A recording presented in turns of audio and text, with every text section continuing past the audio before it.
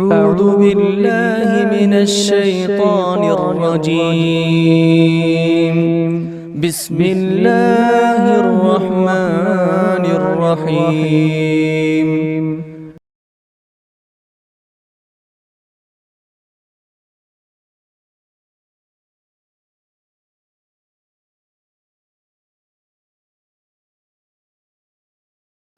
بسم اللہ الرحمن الرحیم. الحمد للہ رب العالمین وبہ نستعین وصلی اللہ وسلم علی سید الانبیاء والمرسلین وعلی آلہ واصحابہ اجمعین ومن تبعہم باحسان الی یوم الدین. اما بعد، اس نشست میں انشاءاللہ اصل موضوع سے متعلق گفتگو ہوگی، وہ یہ کہ احادیث ضعیفہ و موضوعہ کے انتشار کے اسباب کیا ہیں اور اس کے مضر اثرات کیا ہیں. میں نے مغرب کی نماز سے قبل بھی بتایا تھا کہ اس کی اسباب اور اس کے مضر اثرات اس قدر زیادہ بھی ہیں، سنگین تو ہیں ہی، اس قدر کثرت سے ہیں کہ ہم اس مختصر سے وقت میں اس کا احاطہ نہیں کر سکتے، ناممکن سی بات ہے. میں کچھ مثالیں آپ کے سامنے رکھوں گا تاکہ بات سمجھنے میں آسانی ہو. اس کی سنگینی، احادیث ضعیفہ کی وجہ سے جو مشکلات درپیش آتے ہیں، یہ کس قدر مصیبت ہے امت مسلمہ کے سر پر. شیخ البانی رحمہ اللہ، جنہوں نے زندگی کا کل حصہ اس عظیم کام کے لیے لگایا، آپ کی زبانی سنیے. شیخ البانی رحمہ اللہ کیا فرماتے ہیں؟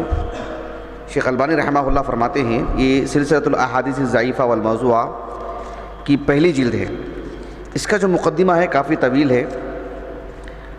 شیخ البانی رحمہ اللہ فرماتے ہیں بطور تمہیدی کلمات کے کہ عبارت سنیے گا، ایک ایک کلمے پہ غور کیجیے آپ کہ کس قدر درد بھرا انداز ہے شیخ البانی کا رحمہ اللہ. میں عبارت کا ترجمہ نہیں کروں گا، مفہوم سمجھا دیتا ہوں. آپ اصحاب علم ہیں، چونکہ بات ریکارڈ ہو رہی ہے. اتنے واعظین ہیں، اتنے قصاص ہیں، اتنے کاتبین ہیں، اتنے لکھنے والے لوگ ہیں، منبر پر چڑھنے والے لوگ ہیں، اخبارات میں لکھتے ہیں، بڑی کانفرنسیں کرتے ہیں، امت کا درد رکھتے ہیں، امت کی حالت کو بحال کرنا چاہتے ہیں، لیکن اس صورتحال پر کیوں توجہ نہیں دلائی جاتی؟ احادیث ضعیفہ و موضوعہ اتنی بڑی مقدار میں امت مسلمہ میں در آئی ہیں، بلکہ جو ہے تمیز ہی نہیں رہی ہے کہ حدیث صحیح ہے کہ ضعیف ہے. بلکہ کبھی کبھار تو تعجب ہوتا ہے کہ حدیث صحیح بخاری میں ہو اور ایک موضوع ہو، کوئی فرق ہی نہیں رہتا بیان کرنے کے انداز میں.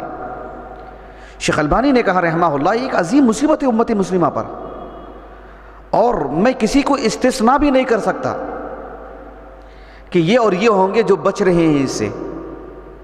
ہاں، کچھ بخاری، یحییٰ بن معین اور جو ہے احمد بن حنبل وغیرہ وغیرہ، اس طرز کے کچھ لوگ ہیں، ان کو چھوڑ کے میں کسی کو مستثنیٰ نہیں کر سکتا. سب اس دلدل میں ہیں، اور جو ہے حدیث کا درجہ بیان نہیں کرنے کی وجہ سے امت مسلمہ اس کو استنادی حیثیت دے چکی ہے. آگے اس پر میں ایک گفتگو کروں گا انشاءاللہ. تو شیخ البانی رحمہ اللہ نے یہ بات بھی لکھی ہے کہ اللہ سبحانہ و تعالیٰ کو یہ منظور تھا کہ اس صورتحال سے واقف کرایا جائے، امت کو آگاہ کرایا جائے، امت کو صحیح احادیثوں پر قانع کروایا جائے، اور احادیث ضعیفہ سے انہیں دور رکھا جائے. اور محدثین نے جو اصول اور ضوابط متعین کر رکھے ہیں، جو ٹھوس ہیں، جامع ہیں اور اپنے اندر بہت گہرائی رکھتے ہیں، ان اصولوں کی بنیاد پر کام کیا جائے. دیکھیے، ایک شخص نے ایک عظیم کام کیا ہو اور لطیف پیرائے میں اپنا اظہار کرتا ہو، لا باس. شیخ البانی رحمہ اللہ نے اس نقطۂ نظر کو اپنی کتابوں میں بھرا کئی جگہوں پر لکھا.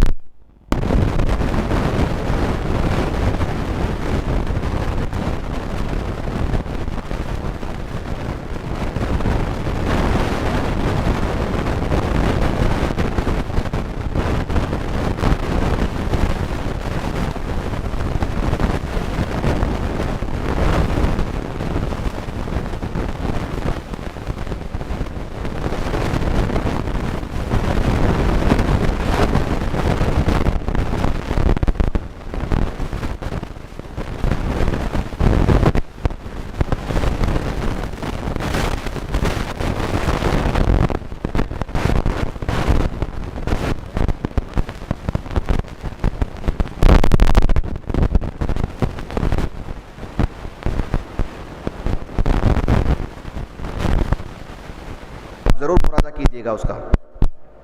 شیخ البانی رحمہ اللہ ایک اور جگہ پر لکھتے ہیں، ان کی جو کتاب ہے الادب المفرد شیخ امام بخاری کے رحمہ اللہ، اس کو صحیح اور ضعیف الگ کیا ہے شیخ البانی نے رحمہ اللہ، ہمارے پاس ہے الحمدللہ۔ تو اس کا جو ضعیف الادب المفرد ہے، اس کا جو مقدمہ ہے وہ پڑھ کے دیکھیں، وہ میرے پاس نہیں ہے۔ ہمارے پاس جو ہے صحیح اور ضعیف ایکجا ہے ایک ہی کتاب میں، اسی ترتیب سے جو اسی ترتیب سے امام بخاری نے لکھا ہے، بس حکم لگا ہوا ہے اس پہ۔ صحیح اور ضعیف الگ ہے اور اس پر شیخ البانی کا کام ہے مفصل۔ تو وہ جو ضعیف ہے، ضعیف الادب المفرد، اس کے مقدمے سے میں نے شاملہ سے نوٹ کیا ہے۔ شیخ البانی رحمہ اللہ لکھتے ہیں وَعْلَمْ أَنَّ التَّعْرِيفَ، غور کیجئے، خاص کر میرے اور آپ کے لیے بہت بڑی نصیحت ہے۔ وَعْلَمْ أَنَّ التَّعْرِيفَ عَلَى الْحَدِيثِ الضَّعِيفِ أَمْرٌ وَاجِبٌ وَحَتْمٌ لَازِمٌ عَلَى كُلِّ مُسْلِمٍ يَتَعَرَّضُ لِتَحْدِيثِ النَّاسِ وَتَعْلِيمِهِمْ وَوَعْظِهِمْ۔ ہر مسلمان جو مسلمانوں سے مخاطب ہو رہا ہے، درس دینے کے اعتبار سے، واعظ کے اعتبار سے، بطور خطیب کی امت مسلمہ سے خطاب کرنے کے لیے جو بھی مسلمان کھڑا ہو رہا ہے، اس کے لیے حدیث ضعیف کی تعریف جاننا ضروری ہے۔ حدیث ضعیف کی تعریف کیا ہے؟ جس میں حدیث صحیح کی شروط نہ ہو، تو حدیث صحیح کی شروط معلوم کرنا ہے اس کو، وہ کیا ہیں؟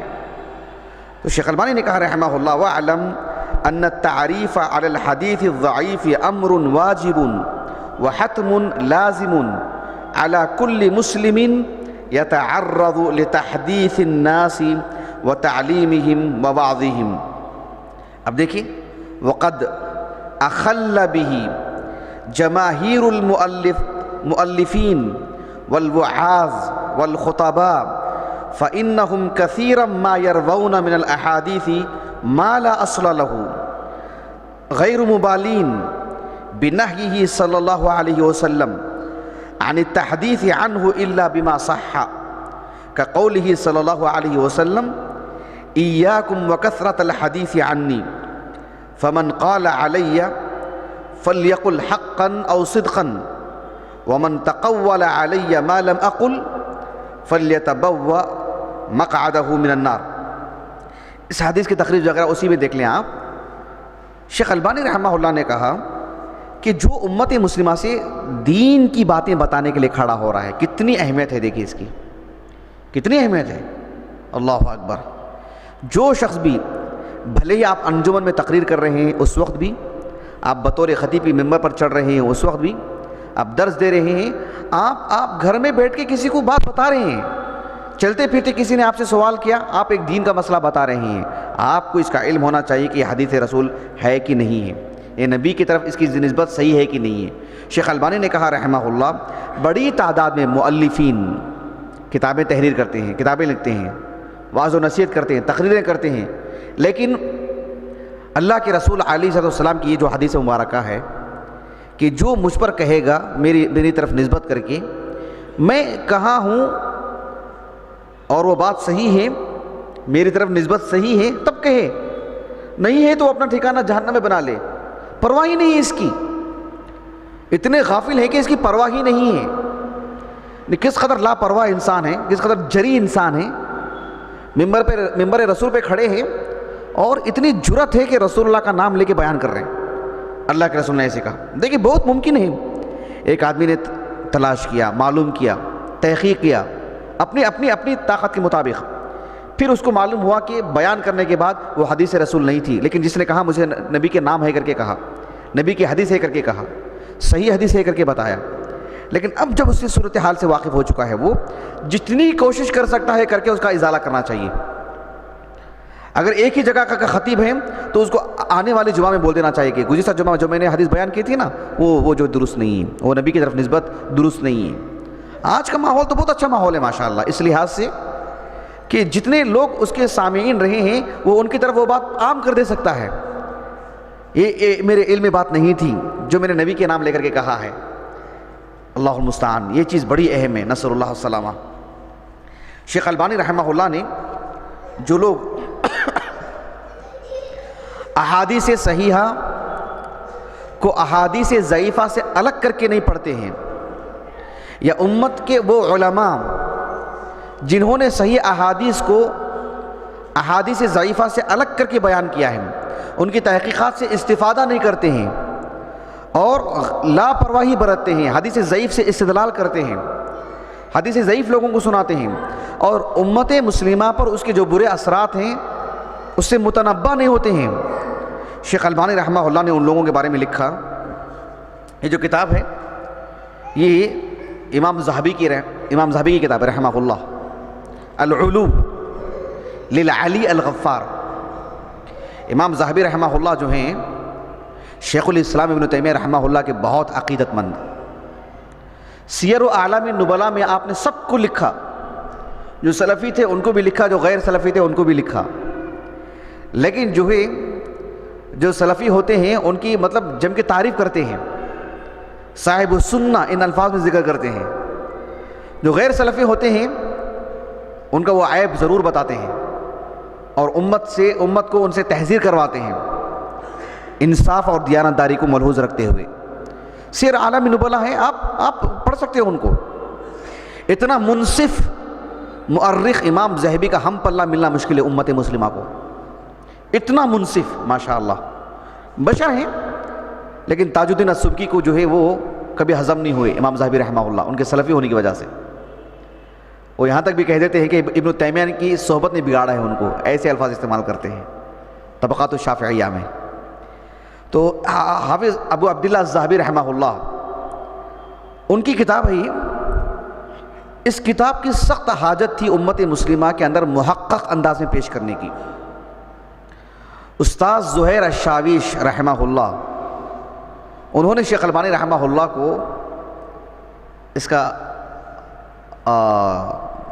کی طرف مطلب طلب کی، ان کے سامنے تجویز رکھی اور مطالبہ کیا کہ اس کتاب کی تخریج کی جائے، تحقیق کی جائے اس کی افادیت کے پیش نظر۔ شیخ البانی رحمہ اللہ نے کہا کہ کتاب کی جو اصل صورت ہے اس صورت میں جو تحقیق کر کے سامنے نہیں آنا چاہیے، اس کتاب کو مختصر کرنا چاہیے، اور مختصر کرنے کا ایک خاص طریقہ ہے، اس اعتبار سے ہی اس کو سامنے لانا چاہیے۔ ہم نے ابھی ایک مسابقہ رکھا تلخیص کے نام پر، کیوں اس لیے کہ جو کتابیں لکھی جاتی ہیں اس کے کئی طریقے ہوتے ہیں، وہ میرا موضوع نہیں ہے، میں آپ کو ضمناً بات بیان کر دیتا ہوں، کبھی کبھی جب باتیں آ جاتی ہیں تو اس کو نوٹ کر لینا چاہیے، زندگی میں کام آتی ہیں۔ ہم نے اس وقت بتایا تھا آپ کو کہ جو قلم سے جو خدمت ہوتی ہے اس کی کئی شکلیں ہیں، جیسے آپ شرح لکھتے ہیں، جیسے آپ مختصر کرتے ہیں، کوئی مختصر کتاب ہے اس کی شرح لکھتے ہیں، ایسی کئی شکلیں ہو سکتی ہیں۔ تلخیص بھی ایک شکل ہے، مختصر بھی ایک شکل ہے۔ معلوم ہونا چاہیے، شیخ البانی رحمہ اللہ کا اس کتاب کا مقدمہ پڑھ کے دیکھیے کہ شیخ البانی رحمہ اللہ اس بات سے راضی نہیں تھے کہ اس کتاب کو اصل صورت میں جو تحقیق کر کے سامنے لایا جائے، کہا کہ اس کو مختصر کرنا چاہیے، اور اس اختصار کی اہمیت بتائی آپ نے۔ بلکہ شیخ زہیر الشاویش رحمہ اللہ کہتے ہیں کہ شیخ البانی رحمہ اللہ نے اس کی کچھ اسباب بتائے مجھے، ہم سفر عمرہ پر تھے، یہ ساری چیزیں ہمارے سامنے آئیں، تب میں مطمئن ہوا کہ ہاں مختصر ہو کر ہی سامنے آنا چاہیے۔ اس کی جو وجوہات بتائے ہیں شیخ البانی نے رحمہ اللہ، واللہ اس اختصار کے لیے الگ سے دعا نکلتی ہے ان کے لیے، یہاں میں نہیں بتا سکتا، آپ کو گنجائش نہیں ہے اس کی، لیکن میں آپ کے سامنے یہ نقطہ رکھ رہا ہوں، اور جو اصحاب علم دیکھ رہے ہیں وہ ضرور اس نقطے کو ملحوظ رکھیں اس کو پڑھتے وقت۔ تو شیخ البانی رحمہ اللہ کا یہ اس کتاب کا جو مقدمہ ہے، دیکھیے ہم کسی اور دنیا میں رہتے ہیں، جلدی سمجھ نہیں پاتے ہیں۔ شیخ البانی رحمہ اللہ کی نظر عالمی نظر ہے، ہم اس ایک ایریے میں رہ کر کے، اس ایک علاقے میں رہ کر کے شیخ البانی پر نقد کر سکتے ہیں۔ عالمی سطح کی نظر رکھیے، عالمی سطح کی سوچ رکھیے، پھر بڑے لوگوں کی باتیں، بڑے لوگوں کا کردار، بڑے لوگوں کا ایک کلمہ سمجھ میں آتا ہے کہ کیا بات ہے، اسباب کیا ہوتے ہیں، پس منظر کیا ہوتے ہیں۔ تو شیخ البانی رحمہ اللہ متفقہ طور پر بلا نزاع اس دور کے امام و اہل سنہ ہے، آپ کی نظر عالمی نظر ہے۔ اس کتاب کے مختصر کرنے میں اور ہمارے موضوع سے اس کا جو جوڑ ہے بہت گہرا ہے، آپ ضرور پڑھیے گا، میں یہاں پڑھ کر کے نہیں سنا سکتا ساری چیزیں۔ میرے موضوع سے متعلق جو بات ہے شیخ البانی رحمہ اللہ نے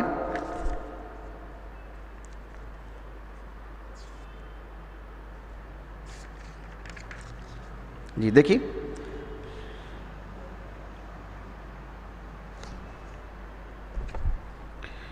عبارت سنیے گا آپ کی. شیخ البانی رحمہ اللہ فرماتے ہیں کہ اس کتاب میں اور ان جیسی کتابوں میں ضعیف احادیث بھی ہوتے ہیں.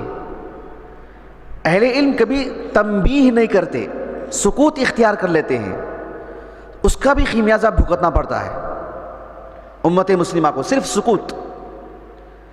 امام ابو داؤد رحمہ اللہ نے کہا، سنن ابی داؤد سے متعلق جو رسالہ لکھا آپ نے ہے نا ہمارے پاس، تو امام ابو داؤد رحمہ اللہ نے لکھا کہ اذا کان وہنا شدیدا بینتہ، اگر اس میں کوئی حدیث بہت زیادہ ضعیف ہے، اذا کان وہنا شدیدا بینتہ، تو میں نے اسے واضح کر دیا ہے. تو کچھ جگہوں پر بیان نہیں کرتے، سکوت اختیار کر لیتے ہیں. نادان یہ سمجھتا ہے کہ آپ کا سکوت اس حدیث کے یعنی صالح ہونے کی دلیل ہے، اس حدیث کے صحیح ہونے کی دلیل ہے. بات ایسی نہیں. تمام المنہ کا مقدمہ پڑھ کے دیکھیں، شیخ البانی نے تنبیہ کی اس بات پر. حافظ ابن حجر رحمہ اللہ دسیوں احادیث میں فتح الباری میں سکوت اختیار کرتے ہیں، اس پر دراسہ ہوا ہے. الاحادیث التي سکت علیہا الحافظ ابن حجر فی فتح الباری، دراسہ ہوا ہے اس پر. آپ سکوت اختیار کرتے ہیں تو اس کے صحت کی دلیل نہیں ہے. عبدالعظیم المنذری رحمہ اللہ مختصر سنن ابی داؤد پہ سکوت اختیار کر لیتے ہیں، امام ابو داؤد کے سکوت پر وہ بھی سکوت اختیار کر لیتے ہیں. تو سکوت اس کے صحت کی دلیل نہیں ہے. آگے اس پر مستقل دراسہ کروں گا میں انشاءاللہ آج کے موضوع پہ. تو شیخ البانی رحمہ اللہ نے کہا کہ امام ذہبی رحمہ اللہ ان کی جو اصل کتاب ہے، تو بہت ساری کتاب احادیث سے متعلق امام ذہبی نے صاف لفظوں میں کہا اس حدیث کو میں نے تحذیر کرانے کے لیے نقل کیا ہوں، احتجاج کے طور پر نہیں. یہ حدیث ضعیف ہے یہ بتانے کے لیے میں نے نقل کیا ہوں، یہ حدیث کی اسے استدلال کرنے کے لیے نہیں، احتجاج کے طور پر نہیں. لیکن کچھ احادیث پر رحمہ اللہ وغفر اللہ لہ آپ نے سکوت اختیار کیا ہے. اور آپ نے سکوت کیا اختیار کر دیا؟ جہمیوں نے ڈٹ کے اس سے استدلال کیا، اپنے کھاتے میں لے کر آیا اس کو اور حوالہ دیا اس کتاب کا. آپ پڑھ کر کے دیکھیے گا اس کا مقدمہ شیخ البانی کا جو ہے رحمہ اللہ.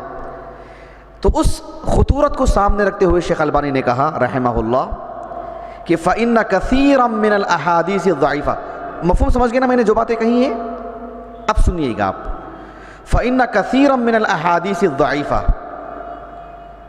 لَا يَتَنَبَّهُ لِأَثَرِهَا السَّيِّئُ فِي الْأُمَّةِ إِلَّا أَفْرَادٌ قَلِيلُونَ مِنْ أَهْلِ الْعِلْمِ. احادیث ضعیفہ و موضوعہ کے انتشار سے امت مسلمہ کو جو زک پہنچی ہے، جو نقصان پہنچا ہے، امت مسلمہ کی شبیہ جو متاثر ہوئی ہے، اس کو لا يتنبہ، متنبہ نہیں ہو سکے، الا افراد قلیلون من اہل العلم، بہت ہی نہایت قلیل تعداد امت مسلمہ کی علماء کی اس سے متنبہ ہوئی ہے. وقد ذکرنا فی سلسلۃ الاحادیث الضعیفہ نماذج کثیرۃ منہا، ہم نے کئی مثالیں دی ہیں ہم نے سلسلۃ الاحادیث الضعیفہ میں. کس کی مثالیں؟ کہ حدیث ضعیف کے عام ہونے سے امت مسلمہ کو جو نقصان پہنچا ہے اس کی مثالیں. احادیث ضعیفہ کی مثالیں نہیں، وہ تو وہی کتاب اس کی مثالیں. اس کے بعد شیخ البانی فرماتے ہیں وَبَيَّنَّا مَبْلَغَ ضَرَرِهَا، احادیث ضعیفہ سے جو ضرر پہنچا ہے امت کو وہ کس حد تک پہنچا ہے ہم نے وہ بھی بیان کر دیا ہے. وَغَالِبُهَا لَا تَعَلُّقُ لَهَا بِالْعَقِيدَةِ وَإِنَّمَا هِيَ فِي الْأَحْكَامِ وَالْأَخْلَاقِ وَنَحْوِهَا وَمِمَّا لَا شَكَّ فِيهِ أَنَّ مَا كَانَ مِنْهَا مُتَعَلِّقًا فِي الْعَقِيدَةِ قد يكون أشد ضررا من غيرها لأنها قد تفسد عقيدة بعض من لا علم عنده بالتوحيد ولوازمه أو يتخذه بعض أهل الأهواء صلاحا لمحاربة أهل التوحيد المثبتين لله تعالى كل صفة ثابتة في الكتاب أو السنة دون تمثيل أو تعطيل. کون کون سنے عبارت اس عبارت کو کس کس نے سماع کیا ہے؟ کسی نے نہیں سنا ہے؟ سنا ہی نہیں؟ سنے ہیں؟ بتا سکتے ہیں کیا بات تھی اس میں؟ ایسے امتحان لیا جاتا ہے، کبھی کبھار کہا جاتا ہے کہ پڑھو عبارت خانی دیکھنے کے لیے. جب وہ پڑھتے ہیں نا اس کے بعد پوچھا جاتا ہے ٹھیک ہے کتاب بند کرو اب بولو کیا پڑھا آپ نے. تو وہ توجہ دے رہے تھے عبارت خانی پر، کہیں اعراب کی غلطی نہ ہو، معنی پہ زور نہیں دیا. سنا آپ نے عبارت؟ سنا نہیں سنا آپ نے؟ کیا بات تھی اس میں؟ شیخ البانی رحمہ اللہ فرماتے ہیں اس میں کہ ہم نے جو دسیوں مثالیں اس میں دی ہیں بیشتر مثالیں احکام اور اخلاق سے متعلق ہیں. اس کا مفسد ہی کچھ کم نہیں ہے، اس کا فساد اور اس کا مفسد اس وقت بڑھ جاتا ہے جب وہ احادیث عقیدے سے متعلق ہوں جس سے ایک شخص اسلام سے ہی نکل جاتا ہے. اللہ سبحانہ و تعالیٰ سے متعلق وہ غلط عقیدہ رکھتا ہے جو اللہ کو مطلوب نہیں ہے. غیبیات سے متعلق وہ واہیات کا شکار ہو جاتا ہے. اور پھر اللہ کے رسول علیہ السلام کا اللہ کے بارے میں جو عقیدہ تھا، ایک مسلمان وہ عقیدہ رکھنے کے بجائے جس سے منع کرنے کے لیے آئے اسے دین سمجھ کے اس عقیدے کا حامل ہو جاتا ہے. کتنی خطورت بڑھ جاتی ہے. تو اس وجہ سے ان احادیث پر جس پر حافظ ذہبی نے سکوت اختیار کیا ہے، یہاں ایک کی مثال نہیں ہے، کہیں کی بھی مثال ہو اس سے ایک آدمی استقلال کر سکتا ہے، اپنے لیے اس سے استعمال کر سکتا ہے، اور پھر ڈنکی کی چوٹ پہ اس کتاب کا حوالہ دے سکتا ہے، اور لوگ سمجھیں گے کہ حافظ ذہبی، اس سے حافظ ذہبی کی شخصیت بھی متاثر ہو جاتی ہے. تو یہ خطورت کی وجہ سے شیخ البانی رحمہ اللہ نے اس کے اختصار کرنے کی طرف جو ہے باتیں لکھی ہیں. بہت بہت بہت مفید مقدمہ ہے ماشاءاللہ. بہرحال یہ میں نے آپ کے سامنے ایک تمہید کے طور پر یہ باتیں آپ کے سامنے رکھی ہیں. چلیے انشاءاللہ یہ بات میں آپ کو بتاتا ہوں کہ احادیث ضعیفہ کی وجہ سے کہ عام ہونے کے اسباب کیا ہیں. میں نے بہت ہی استقصاء کر کے اس بات کی کوشش کی ہے کہ اس میں سے منتخب باتیں آپ کے سامنے رکھوں. میں نے شروع میں بھی کہا کہ آپ کا ذہن کھولنا مقصود ہے، ایک فکرہ دینا مقصود ہے، کیونکہ ہم اصحاب علم ہیں الحمدللہ. ہم ہر چیز آپ کو سنائیں، ہر چیز آپ کو پڑھائیں، یہ اس کی گنجائش نہیں ہے. ہم آپ کو نکات دے دیں، اس کو آپ راہ ہدایت بنائیں، اس کے مطابق خطہ بنا کر کے پڑھائی کریں تو بہت مفید یہ چیزیں ثابت ہو سکتی ہیں. شیخ البانی رحمہ اللہ کی کتاب خاص کر سلسلۃ الاحادیث الضعیفہ والموضوعہ، دیگر کتابیں بھی پڑھنے سے جو باتیں ہمارے سامنے آئیں، کیونکہ ہم سب کتابوں سے نہیں لے رہے ہیں، صرف آپ ہی کی شخصیت کو یا آپ کی تحریروں کے ذریعے سے یہ باتیں ہم آپ کے سامنے پیش کر رہے ہیں. احادیث ضعیفہ کے عام ہونے کے جو اسباب ہیں، کچھ اسباب میں آپ کے سامنے رکھتا ہوں. اس سے پہلے آپ لوگوں سے ایک سوال، آپ کچھ بتا سکتے ہیں کہ کیا اسباب ہو سکتے ہیں احادیث ضعیفہ کے عام ہونے کے؟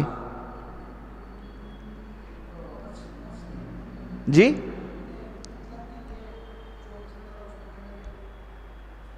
نہیں، سوال سمجھیں. احادیث ضعیفہ اتنی عام ہو چکی ہیں، احادیث موضوع اتنی عام ہو چکی ہیں، خطبہ، مؤلفین وغیرہ وغیرہ، مطلب سب عام، کہ اسباب کیا ہو سکتے ہیں؟ جی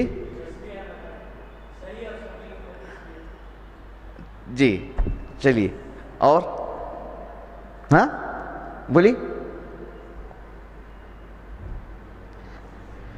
شیخ البانی رحمہ اللہ کی کتابیں پڑھنے سے کئی ایک باتیں معلوم ہوتی ہیں.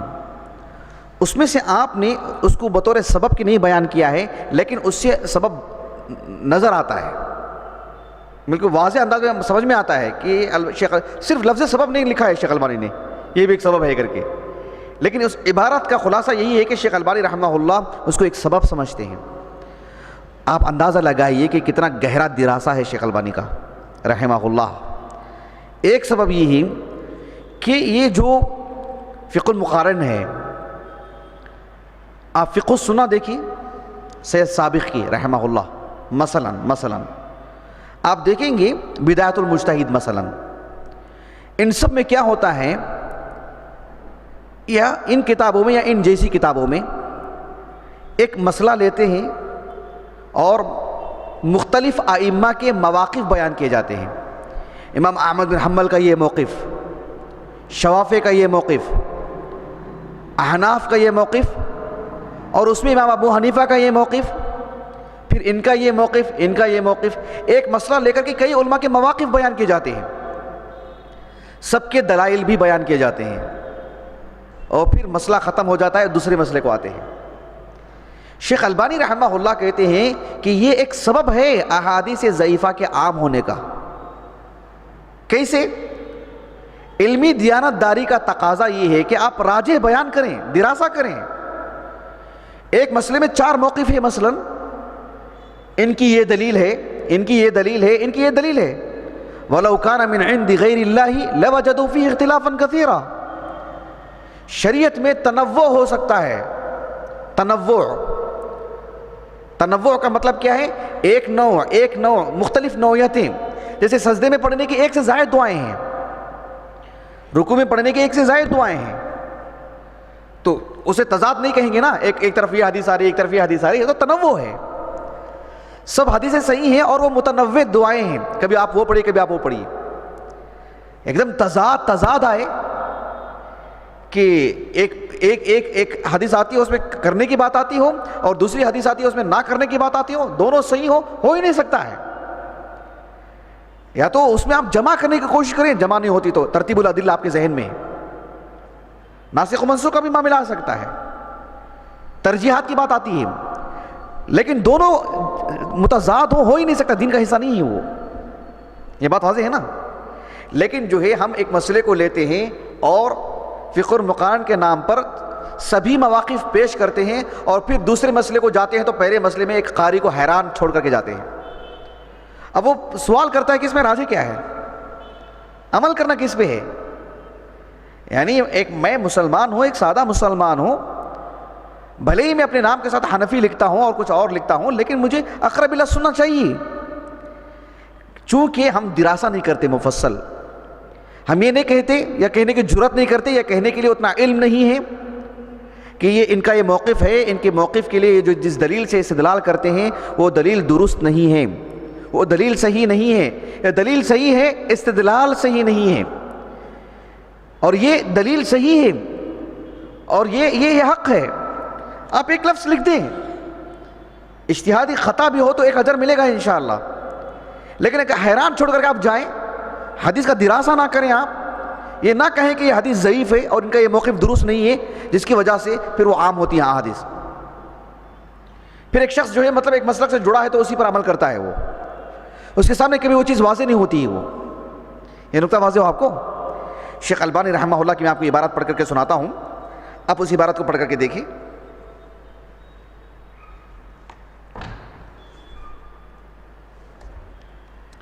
کتاب کے لیے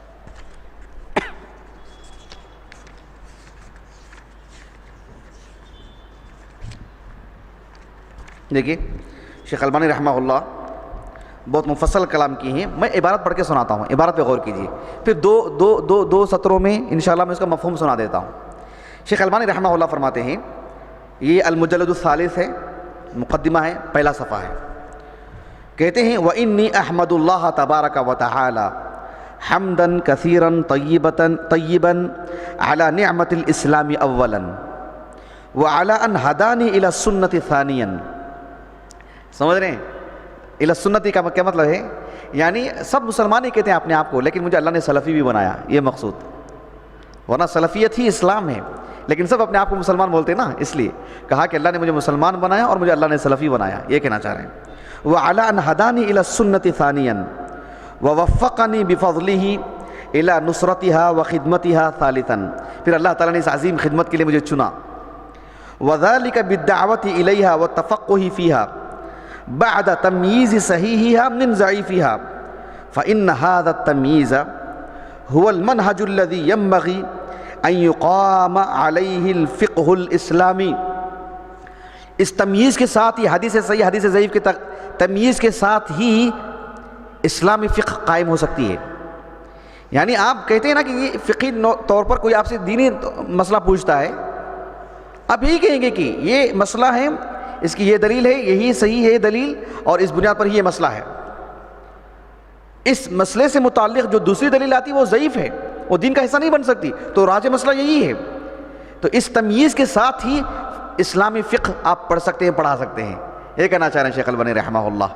یہ سلفی مدارس کی شان ہے الحمدللہ، ورنہ جو غیر سلفی ادارے ہیں ان میں دو میں سے ایک خرابی ہوتی ہے، یا تو وہ ایک مسلک سے جڑے ہوں گے اور اسی تناظر میں پڑھیں گے پڑھائیں گے، اگر وہ حدیث ان کے مسلک سے متعلق ہو کم از کم آخر میں یہ کہیں گے کہ ہمارے مسلک کی دلیل ہے، ہمارے اہل علم نے اطمینان کیا ہے۔ یہ جرت نہیں کر سکتے کہ جو ہے میں نے تحقیق کی اور یہ حدیث ضعیف ہے، یہ جرت نہیں کریں گے۔ ایک خرابی یہ ہوگی، دوسری خرابی یہ ہو سکتی ہے کہ چلو سب ٹھیک ہے، پھر آپ راجح کیا ہے؟ آپ اقرب الی السنہ قریب نہیں کر رہے کسی کو، آپ سنت کے قریب کسی کو لے کے نہیں جا رہے ہیں، یہ خیانت ہے، علمی خیانت ہے۔ یہ سلفی مدارس میں ایسے نہیں، چہروں کو اور ناموں کو کبھی دیکھا نہیں جاتا ہے، اقرب الی السنہ کون ہے اس کی بات لی جاتی ہے، سبحان اللہ العظیم، یہ میزہ ہے سلفی مدارس کا۔ تو شیخ البانی کہتے ہیں رحمہ اللہ، هو المنهج الذي ينبغي ان يقام عليه الفقه الاسلامي بل هو العقيدة الاسلامية والا اختلط الباطل بالحق، ورنہ کیا ہوگا؟ اختلط الباطل بالحق، حق اور باطل میں مطلب مختلط ہو جائے گا مسئلہ۔ یہ ایک مسلمان صاف شفاف دین لے نہیں سکتا ہے۔ آپ تحقیق کر کے ایسی بات پیش کرو کہ وہ نبی سے براہ راست دین لے رہا ہے، نبی سے متضاد بات لے سکتا ہے، وہ نبی سے لیتے ہوئے تردد ہو سکتا ہے، کتنا صاف معاملہ۔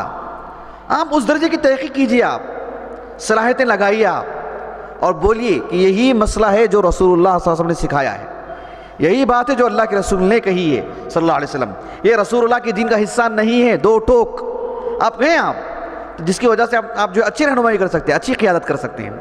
شیخ البانی نے کہا رحمہ اللہ، وَإِلَّا اخْتَلَطَ الْبَاطِلُ بِالْحَقِّ وَالْخَطَأُ بِالصَّوَابِ وَتَعَدَّدَتِ الْأَقْوَالُ وَالْآرَاءُ حَتَّى يَحْتَارَ فِيهَا كَثِيرٌ مِّنَ الْعُلَمَاءِ، بڑی تعداد میں اہل علم بھی حیران ہیں، صحیح موقف اختیار نہیں کر پا رہے ہیں۔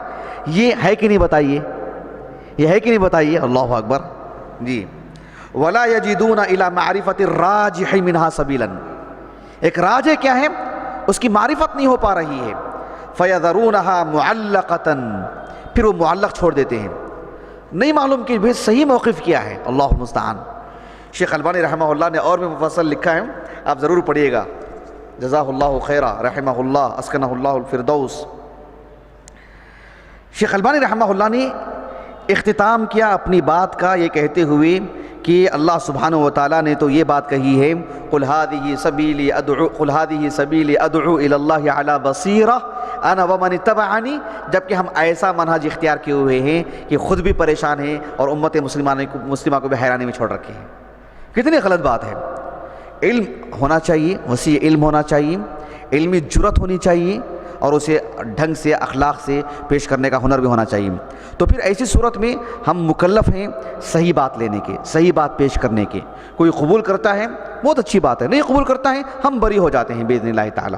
چلیے، یہ ایک سبب، یعنی فقہ المقارن کے نام پر راجح قول نہیں پیش کرنا، ادلہ کی تحقیق نہیں کرنا، کون سا موقف اقرب الی السنہ ہے اس کی وضاحت نہیں کرنا، یہ ایک بہت بڑا سبب ہے شیخ البانی رحمہ اللہ کے ہاں کہ جو ہے یہ احادیث ضعیفہ کے عام ہونے کا۔ ایک دوسرا سبب ہے، آپ جانتے ہیں کیا ہے؟ اللہ جزائے خیر دے شیخ البانی کو رحمہ اللہ۔ میں نے اللہ کی توفیق سے شیخ البانی رحمہ اللہ کو جب سے کلیۃ الحدیث میں نے پڑھا ہے، کلیۃ الحدیث ایک عظیم سبب ہے شیخ البانی رحمہ اللہ کی کتابوں کو پڑھنے کا میرے لیے، تب سے میں گاہے بگاہے پڑھتے آتا ہوں اور ضرورت پر کبھی ادھر ادھر سے پڑھتے رہتا ہوں۔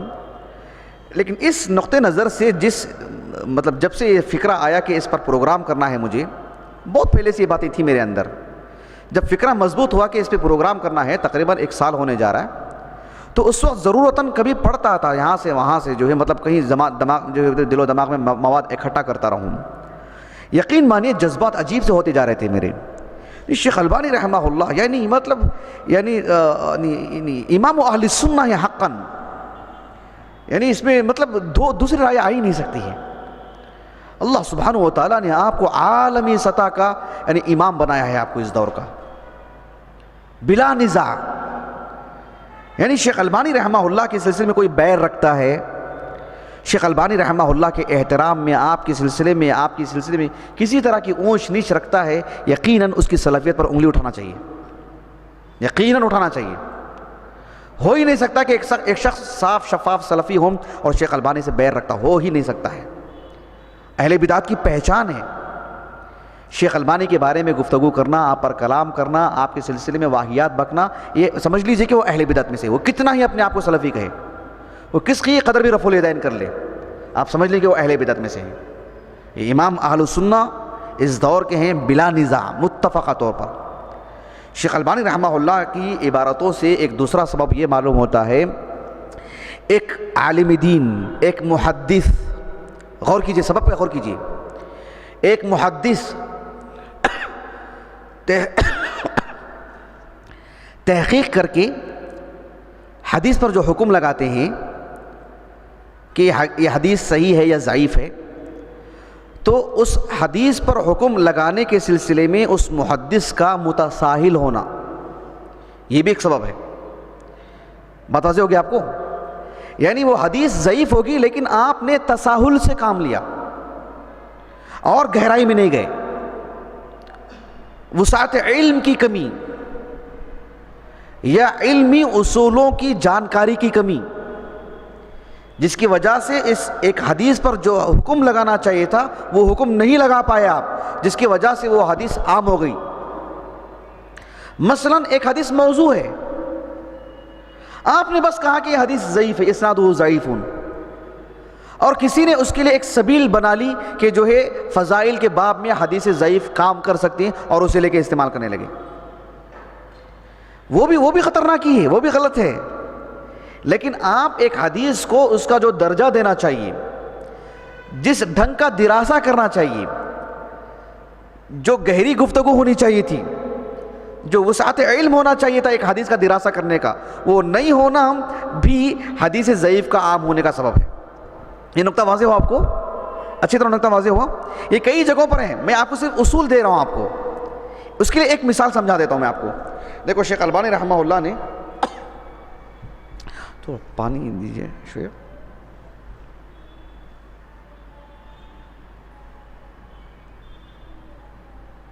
دیکھیں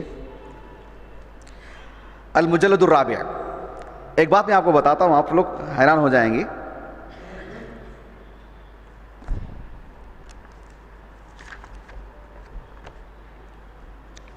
شیخ محمد ناصر الدین البانی رحمہ اللہ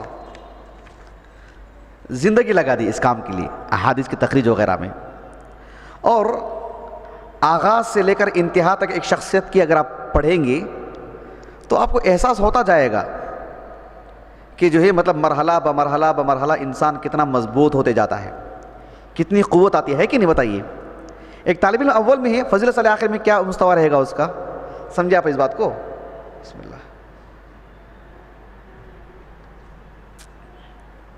سمجھے آپ؟ بالکل ویسی ہی یہ جو شیخ البانی رحمہ اللہ کی جو سلسلہ احادیث ضعیفہ کی جو آخری جلد ہے، 14ویں جلد، یہ آپ کی زندگی کے آخری دنوں کا عمل ہے، یہ آپ کی زندگی کے آخری دنوں کا عمل ہے۔ اس کے مقدمے میں مقدمۃ جو ناشر کا جو مقدمہ ہے، ناشر نے یہ لکھا ہے کہ شیخ البانی رحمہ اللہ کی زندگی کا یہ آخری عمل ہے، آخری دنوں کا کام ہے۔ شیخ البانی جیسا انسان، شیخ البانی جیسے محدث، ان کی زندگی کے آخری دنوں کا عمل، کتنا تجربہ ہے اس میں، کتنی گہرائی آئی ہوگی اس میں، کتنی وسعت آئی ہوگی آپ کے علم میں، کتنا مطلب مفصل دراسہ کرنے کی صلاحیتیں پیدا ہو گئی ہوں گی آپ کے اندر۔ مطلب وہ اس دور کی آپ کی عبارتیں پڑھیں گے تو لگے گا کہ یہ عالمی سطح کے عظیم محدث کو پڑھ رہے ہیں آپ، عالمی سطح کے عظیم محدث کو پڑھ رہے ہیں آپ۔ کیوں؟ آپ کے 60 سالہ تجربے کا حاصل ہے یہ، نقطہ واضح ہو آپ کو؟ اس کے لیے مقدمے میں مستقل طور پر کئی صفحات کے نمبرات دے دیے ہیں، پڑھ کے دیکھو ان کو بول کر، اس شیخ البانی کا علم کا مستویٰ دیکھو ان دنوں میں کیسا رہا ہے۔ کئی صفحات کے نمبرات دے دیے انہوں نے، تقریباً آدھا صفحہ اسی سے بھرا پڑا ہے۔ شیخ البانی رحمہ اللہ ایک حدیث آتی ہے، اس حدیث سے متعلق آپ نے تفصیلی گفتگو کی، اور اس میں امام بیہقی رحمہ اللہ، میں نے فیس بک پر بھی لکھا ہے وہ، کہ نقد الرجال میں، رجال کے نقد کرنے میں امام بیہقی کا درجہ کیا ہے شیخ البانی کی زبانی، میں نے فیس بک پہ لکھا ہے اس کو، کہ شیخ البانی رحمہ اللہ کہتے ہیں کہ امام بیہقی متساہل ہیں، حدیث کو اس کا اصل درجہ دیتے نہیں، کہتے ہیں یعنی آپ کسی بھی حدیث کو، شیخ البانی کہتے ہیں کہ میں نے جتنی بھی حدیثوں کو موضوع لکھا ہے اس میں امام بیہقی کا بھی کوئی کلام ہے، اسے بھی میں نے نقل کیا ہے، کہا کہ میں نے پورا تتبع کیا 1 سے زائد مرتبہ، ایک بھی حدیث ایسی نہیں ہے جس میں امام بیہقی نے کہا ہے کہ حدیث الموضوع، کہتے کبھی ایسے نہیں کہتے، وہ حدیث المنکر کہہ دیتے ہیں بس۔ کسی راوی سے متعلق بھلے ہی امام بخاری جیسے عالم دین کسی راوی سے متعلق مطلقاً ترک کرنے کی بات کرتے ہیں، امام بیہقی رحمہ اللہ وہاں بھی اس راوی کو کذاب کہنے کے لیے تیار نہیں ہوتے، متساہل ہیں حقیقی درجہ دینے کے لیے کسی راوی کو یا کسی سند کو، یہ شیخ البانی نے کہا رحمہ اللہ۔ ایک حدیث آتی ہے جس کا بہت تفصیلی دراسہ کیا ہے، لیکن میں اپنی بات سمجھا رہا ہوں بس، حدیث کو اس کا اصل درجہ نہیں دینا بھی حدیث ضعیف کا عام ہونے کا ایک سبب ہے۔ کان میں اذان دیتے ہیں، اقامت کہتے ہیں، شیخ البانی رحمہ اللہ نے کہا کہ وہ حدیث موضوع ہے، ابن تیمیہ نے اسے ضعیف کہا رحمہ اللہ، شیخ البانی نے مواخذہ کیا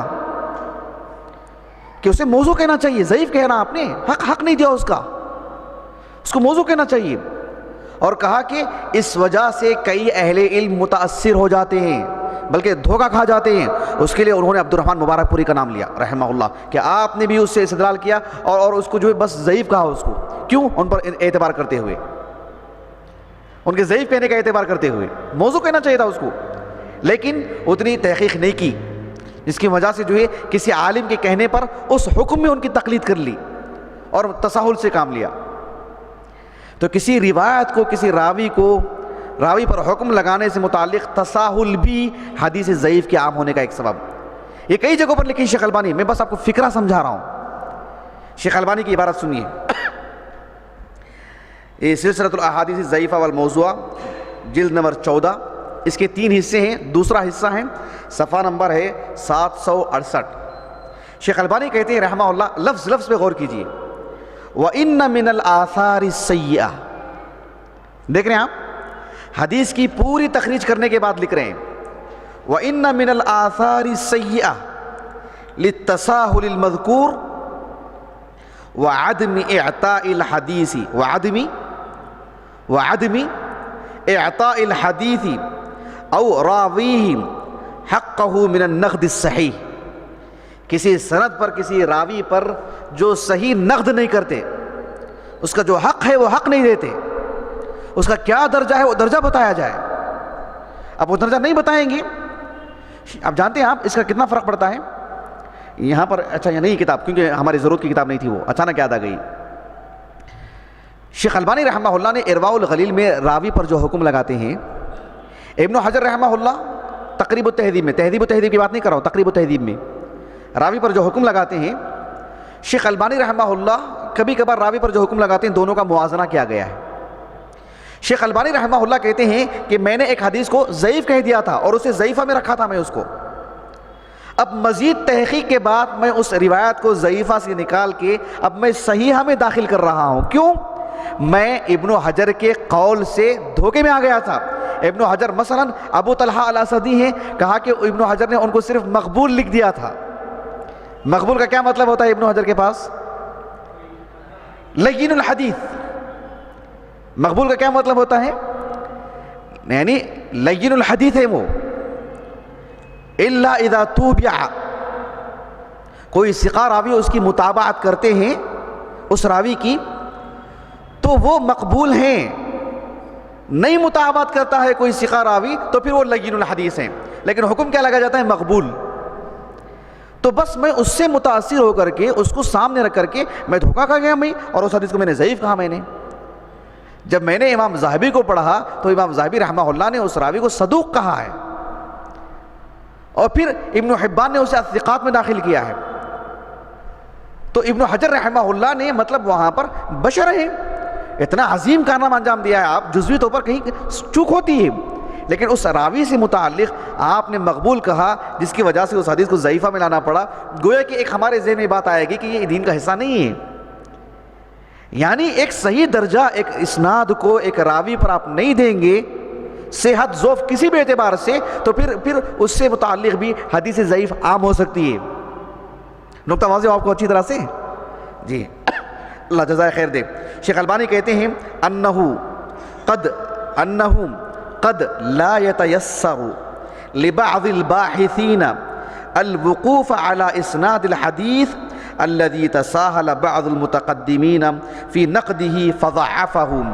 یعنی پھر کیا ہوتا ہے کہ ایک سند پر متقدمین میں سے کسی نے کچھ لکھ دیا ہے کہ وہ اسناد ضعیف ہے، یا وہ راوی پر کچھ کلام کر دیے، اور آپ نے تحقیق نہیں کی، جستجو نہیں کی، اصل کی طرف مراجعہ نہیں کیا. آپ نے جرح و تعدیل کے اصول بھی نہیں پڑھے اور اس سے متعلق کتابوں کی طرف نہیں گئے. رجال سے متعلق جو کتابیں لکھی گئی ہیں وہ پڑھا نہیں آپ نے. دیگر اہل علم کے اقوال سے آپ معرفت نہیں حاصل کی، جانکاری نہیں ہے آپ کو. تو پھر نتیجے میں کیا کریں گے آپ کے پاس کتاب ہی نہیں تو آپ کیا کریں گے؟ آپ نے یہی کہیں گے کہ جو ابن حجر نے لکھا ہے وہی لکھا ہے، جو فلاں نے لکھا ہے وہی بات ہوگی. تو یہ جو ہے شیخ البانی کہتے ہیں کہ میں کسی کی تقلید نہیں کرتا ہوں. میں بات صرف مسلک کی نہیں ہے، کسی راوی پر حکم لگانے سے متعلق بھی میں تقلید نہیں کرتا ہوں. میں اصول اور ضابطے کی روشنی میں دیکھتا ہوں، اور پھر یہ کہتا ہوں کہ ہاں فلاں اور فلاں نے کہا ہے نا، ان کی توثیق کی ہے نا علمی اصولوں کی روشنی میں، وہ صحیح اس لیے میں مانتا ہوں. انہوں نے تضعیف کی ہے یا انہوں نے اس راوی کو یہ حکم لگایا ہے اور حقیقت میں یہی حکم ہے، اس لیے میں مانتا ہوں، تقلید کرتے ہوئے نہیں. تو یہ چیز شیخ البانی رحمہ اللہ کہتے ہیں کہ ایک حدیث کا یا ایک راوی سے متعلق یا اس سند سے متعلق اس کا صحیح درجہ نہیں دینا بھی حدیث ضعیف کے عام ہونے کا ایک سبب ہے. کس قدر گہرا دراسہ ہے کہ شیخ البانی کا رحمہ اللہ. ایک اور سبب شیخ البانی رحمہ اللہ فرماتے ہیں، یہ بھی بڑی اہم چیز ہے، وہ یہ ہے کہ ہر فن کے ماہرین ہوتے ہیں. مثال کے طور پر ایک شخص قرآن مجید میں جو قراءت آتی ہیں نا، آیتوں کی قراءتیں، اس میں ایک شخص کو شدھ بدھ بھی نہیں معلوم ہے. تفسیر میں آتی ہے تو پڑھ لیتا ہوگا، وہ فن کے طور پر نہیں پڑھا ہے اس کو، اور اس پہ اس کو پکڑ نہیں. اگر وہ اس میں ایک رسالہ لکھنا چاہتا ہے، تفصیلی گفتگو کرنا چاہتا ہے، مقالہ لکھنا چاہتا ہے، کیا حال ہوگا؟ یقیناً تضاد آئے گا. اور خصوصاً جب اس کے پاس اس طرز کی کتابیں نہیں ہیں تو پھر کیا ہوگا؟ یعنی ایک تاریکی رہے گی اس کی پوری رسالے کے اندر. ویسے ہی قراءات سے متعلق جو ماہرین ہوتے ہیں، جو مکمل پکڑ رکھتے ہیں، ان کے پاس اگر آدھا گھنٹہ بھی آپ بیٹھتے ہیں تو بہت مستفید ہو جائیں گے. آپ بہت کچھ دے پائیں گے آپ کو، جو آپ ایک سال میں بھی نہیں پڑھ پائیں گے. یہ معروف بات ہے. میں کیوں یہ تمہید باندھا؟ میں یہ بتانے کے لیے کہ ایک تیسرا سبب یہ بھی ہے حدیث ضعیف کے عام ہونے کا، محدثین کی خدمات، محدثین کے جہود سے استغنا. محدثین کے جہود سے استغنا یعنی مثال کے طور پر روات سے متعلق امام بخاری نے کلام کیا ہے، یحییٰ بن معین نے کلام کیا ہے، امام احمد بن حنبل نے کلام کیا ہے، امام نسائی، امام دارقطنی نے کلام کیا ہے، امام ذہبی، ابن حجر نے کلام کیا ہے. کوئی ان سب سے بے نیازی برتتا ہے تو سمجھ رہے ہیں آپ کتنی خطورت ہے اس میں؟ وہ اس میدان کے لوگ ہیں، انہوں نے زندگی کھپائی ہے اس میں. اگر اس سے ہٹ کر کے اگر آپ کام کریں گے، نہیں ہمارا ذوق ایسا کہتا ہے، میرا وجد ایسا کہتا ہے، میرا تجربے میں یہ بات آئی ہے، تو پھر کیا ہوگا؟ شیخ البانی رحمہ اللہ جزاہ اللہ خیرہ، آپ نے ایک جگہ پر تو بہت نقد کیا ہے، آپ نے بہت نقد کیا ہے کہ اسی میں مختصر علو، اسی کے مقدمے میں پڑھ کے دیکھیں، بڑا دلچسپ ہے کہ زاہد الکوثری، شیخ زاہد الکوثری معلوم ہے نا آپ کو شیخ زاہد الکوثری نصر اللہ السلامہ علیہ ما یستحق من اللہ، خالص جہمی امام الجہمیہ فی عصرہ، شیخ زاہد الکوثری انہوں نے ایک حدیث کے ضعیف ہونے سے متعلق کلام کیا بالکل علمی اصولوں سے ہٹ کر کے. اب پڑھ کے دیکھیے گا آپ، میں اس کو نشاندہی کیا ہوں الحمدللہ. شیخ البانی رحمہ اللہ کہتے ہیں اگر آپ کے مزاج کے مطابق، آپ کے خیالات کے مطابق، یا آپ جو چاہتے ہیں یا تجربے میں آپ کو وہ چیز اچھی لگی، وہی حدیث اگر آپ کو چاہیے تو پھر محدثین کی خدمات کو ایک طرف رکھ دو. ضرورت ہے ان کی؟ ضرورت کیا ہے اس کی؟ جرح و تعدیل کی اتنی کتابیں کیوں؟ تخریج پر لکھی گئی اتنی کتابیں کیوں؟ روات پر لکھی گئی، رجال پر اتنی کتابیں کیوں؟ سب مطلب عبث ہیں، بیکار ہیں. اگر آپ کو ان سب سے پرے ہو کر کے کام نکالنا ہے، ان سب سے لاپرواہی برت کر کے اگر آپ کو حدیث لینا ہے تو پھر ان کی خدمت کیوں؟ بات واضح ہوئی آپ کو؟ امام ذہبی رحمہ اللہ نے ہبۃ اللہ بن قاسم، ابو الحسن ابن عساکر رحمہ اللہ، ابن عساکر معروف ہے، جانتے ہیں نا آپ، صاحب تاریخ دمشق. ابن عساکر نام کیوں پڑا؟ امام ذہبی نے کہا کہ جو ہے مجھے اب تک نہیں معلوم کیوں نام پڑا ان کو ابن عساکر. ابن عساکر اور ان کے فرزند دونوں کا ترجمہ حیات لکھا ہے امام ذہبی نے سیر اعلام نبلاء میں، اور دونوں کے ترجمہ حیات میں بات لکھی ہے. حافظ ابن کثیر رحمہ اللہ نے بھی البدایہ والنہایہ میں ایک جگہ پر جہاں کتاب وحی، کاتبین وحی، ان کا بہت مفصل تذکرہ کیا ہے، جسے میں نے تفسیر میں بیان کیا تھا سورۃ العلق کے آغاز میں. ابن کثیر رحمہ اللہ نے ابن عساکر پر نقد کیا ہے کہ اتنے بڑے عالم دین، حافظ حدیث، اتنا وسیع علم رکھنے والے، اس قدر موضوع روایتوں کو اپنی تاریخ دمشق میں جگہ دیے ہیں، نہ یہ کہ صرف جگہ دیے ہیں، اس پہ نقد بھی نہیں کرتے ہیں. ایسا لکھا ابن کثیر نے رحمہ اللہ. بالکل اس سے ملتی جلتی بات امام ذہبی نے سیر اعلام نبلاء میں لکھا، اور ایک روایت کو نقل کر کے ابن عساکر آگے بڑھ گئے. اس میں سلسلۃ المجاہیل، بلکہ سلسلۃ الکذابین، کذابین ہیں اس سند کے اندر. تو ابو عبداللہ ذہبی رحمہ اللہ نے نقد کرتے ہوئے لکھا کہ اتنی ساری کتابیں جو ہماری 400 سال کی تاریخ میں، ان سے پہلے کہہ رہے ہیں امام ذہبی، یعنی ہماری 400-500 سال کی تاریخ میں رجال پر اتنی کتابیں لکھی گئی ہیں، آپ کوئی بھی سند اٹھا لو، اس ہر راوی سے متعلق معلومات مل جائیں گے آپ کو، جرحن و تعدیلاً. سب عبث ہیں کیا؟ آپ کے سامنے نہیں تھی کیا؟ روایت نقل کر کے آگے بڑھ جا رہے ہیں کہ ان ساری کتابوں سے مستفید ہو کر کے حکم لگانا چاہیے تھا نا اس پر. ایسے کہا امام ذہبی نے ان کو رحمہ اللہ. نقطہ واضح ہو آپ کو؟ یہ بہت اہم چیز ہی. تو بہرحال محدثین کی خدمات سے یعنی مستغنی ہونا یہ بہت خطرناک چیز ہے. اسی لیے شیخ البانی رحمہ اللہ نے سلسلۃ الاحادیث الضعیفہ کی جلد نمبر 1 اس میں ایک حدیث کی تخریج کرتے ہوئے لکھا آپ نے، دیکھیں ایک حدیث آتی ہے کہ من عرف نفسہ فقد عرف ربہ، من عرف نفسہ فقد عرف ربہ. وہ سب ہم تفصیل نہیں بتا سکتے. حدیث پر آپ نے حکم لگایا لا اصل لہ، حدیث موضوع بولتے ہیں نا ہم، وہ کئی ناموں سے جانی جاتی وہ چیز. لا اصل لہ حدیث کے موضوع ہونے کی طرف اشارہ ہے. حدیث باطل حدیث کے موضوع ہونے کی طرف اشارہ ہے. آخر میں شیخ البانی نے لکھا رحمہ اللہ کہ محدثین علمی اصولوں کی بنیاد پر اس حدیث کو موضوع کہا ہے. ایک کسی بھی حدیث کی کتاب میں روایت نہیں ہے، لیکن پھر بھی بعض فقہا نے اس حدیث کو رکھ کر کے صفحات پہ صفحات شرحیں لکھی ہیں. یہ حدیث نبی کی حدیث ہی نہیں ہے، یہ نبی کی بات ہی نہیں ہے. محدثین مصطلح الحدیث اور جو ہے علوم الحدیث کو سامنے رکھ کر کے اس پر حکم لگایا ہے. اس سے پہلو تہی برت کر، اس سے صرف نظر کر کے بعض لوگوں نے تو اس پر صفحات کے صفحات جو سیاہ کر دی شرح لکھ کے. ارے بنیادی صحیح نہیں, کیا عمارت بناؤ گے اوپر؟ اس کے بعد شیخ البانی نے لکھا رحمہ اللہ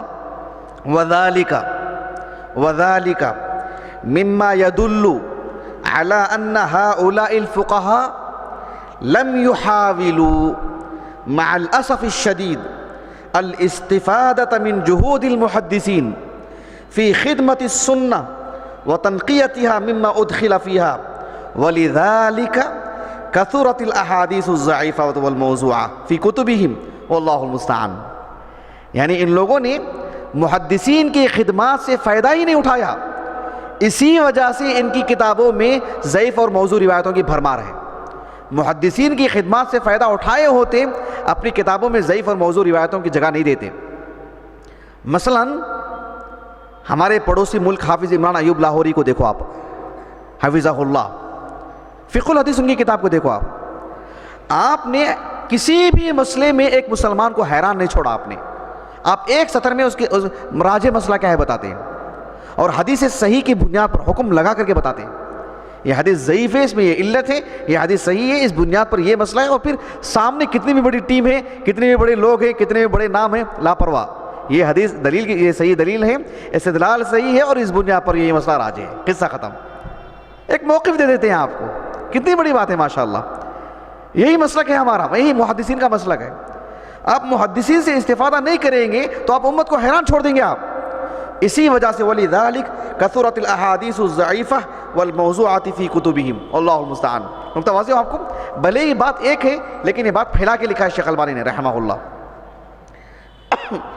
آخری سبب ایک وہ یہ ہے, شیخ البانی رحمہ اللہ فرماتے ہیں جگہ جگہ پر, ایک دو جگہ نہیں, بہت سارے مقامات پر, اس کا احسان نہیں کر سکتا تھا میں, کہ حدیث کی تخریج کا یہ معنی لینا کہ حدیث وہاں ہے وہاں ہے وہاں ہے, ساری کتابوں کے حوالے دینا, اور پھر اس کا درجہ نہیں بیان کرنا, کہا کہ یہ بھی بہت بڑا سبب ہے. شیخ البانی رحمہ اللہ نے اتنا لکھا اس بات کو, اتنا لکھا, مجھے پتہ نہیں, میرے علم میں نہیں ہے کہ وہ صرف اس نقطے کو کسی نے جمع کیا ہوں. اگر آپ جمع کر دیں تو اس سے بڑی زخیم, اس سے زخیم کتاب بن جائے گی, 2-3 جلدیں نکل جائیں گی اس کی. اتنا لکھا ہے اس نقطے کو شیخ البانی نے رحمہ اللہ. حقیقت بتا رہا ہوں کہ حدیث بیان کرتے ہیں, جیسے کوئی کہتا کہ حدیث سنن ابی داؤد میں ہے, ترمذی میں ہے, اور اس کا ایک زائد لفظ ہے جو سنن بیہقی میں ہے, یہاں ہے وہاں ہے, اور بول دینے کے بعد آگے نکل گیا. حدیث صحیح ہے کہ نہیں ہے, درجہ کیا ہے اس کا, درجہ نہیں بیان کرنا. فقہ السنہ جس پر تعلیقات ہیں شیخ البانی کی, شیخ البانی نے کہا رحمہ اللہ سب سے جو بری بات ہے اس کتاب کی یہ کہ درجہ نہیں بیان کرتے ہیں. کہا حالانکہ یہ بھی لکھا انہوں نے کہ یہ ایک سے زائد موقف بیان کرتے ہیں ایک ہی مسئلے میں, لیکن راجح نہیں بیان کرتے. سید سابق رحمہ اللہ مصری. اور دوسری بات یہ بتائی کہ وہ جو ہے مطلب درجہ نہیں بیان کرتے حدیث کا. اے بھائی, کہا کہ سب سے زیادہ اس میں جو آگے ہیں وہ امام ترمذی رحمہ اللہ. بھلے ہی اجتہادی طور پر کہیں چوک ہو سکتی ہے, لیکن آپ حکم ضرور بیان کرتے ہیں, اس کی علت بتاتے ہیں. آپ یہ حدیث ضعیف ہے, ہم نے نقل کیا ہے استدلال کے طور پر نہیں, اس کی علت بتلانے کے لیے, اس کا سبب ضعف واضح کرنے کے لیے. یہ بہت اہم چیز ہے. اسی لیے اہل علم نے کہا احادیث ضعیفہ کو کتاب میں ہو, تحریر میں ہو, تقریر میں ہو, صرف ضعف بتلانے کے لیے ہی بیان کر سکتے ہیں. یوں ہی بیان کر کے چھوڑ دینا خیانت ہے, بدترین خیانت ہے. جان بوجھ کے کرتا ہے فَلْيَتَبَوَّأْ مَقْعَدَهُ مِنَ النَّارِ, نسأل اللہ السلامہ. نہیں جان کے بھی, انجانے میں بھی کرتا ہے, وہ بھی خطورت ہے, وہ بھی خطرناک ہی ہے. ہم انجانے میں کسی کے تعلق سے کوئی بھی بات کہہ دے سکتے ہیں کیا, تو پھر نبی کے بارے میں تو یہ بہت خطرناک چیز ہے, نسأل اللہ السلامہ. چلیے اس کے برے اثرات سے متعلق وقت کتنا ہے؟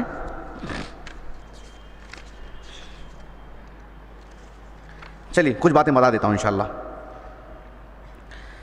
اس کے جو مضر اثرات ہیں امت مسلمہ پر انشاءاللہ ایک 15 منٹ میں بتا دیتا ہوں ساری باتیں باذن اللہ تعالی. نمبر 1 یہ ہے کہ احادیث ضعیفہ کے مضر اثرات میں سے ایک بہت مضر اثر احادیث صحیحہ پر لوگوں نے عمل کرنا چھوڑ دیا. احادیث صحیحہ کے مقابلے میں احادیث ضعیفہ زیادہ ہیں. آج بھی کسی نے کچھ لکھ دیا ہوگا نبی کے نام پر. تو احادیث ضعیفہ کثرت سے ہیں. تو احادیث ضعیفہ کے چلن کی وجہ سے، اس کا عام ہونے کی وجہ سے نقصان یہ ہوا امت مسلمہ پر، یہ احادیث صحیحہ پر عمل کرنا لوگوں نے چھوڑ دیا. شیخ البانی رحمہ اللہ نے اس تعلق سے کئی باتیں لکھی ہیں.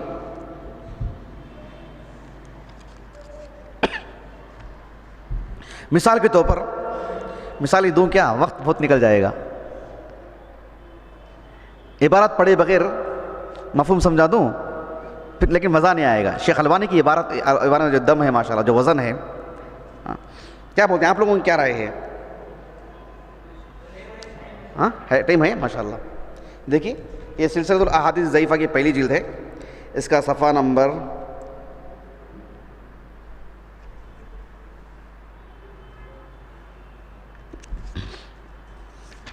دیکھیے. ایک روایت ہے کہ امام بیہقی کے السنن میں ہے یہ. وہ روایت کیا ہے؟ من تمام الحج ان تحرم من دویرت اہلک.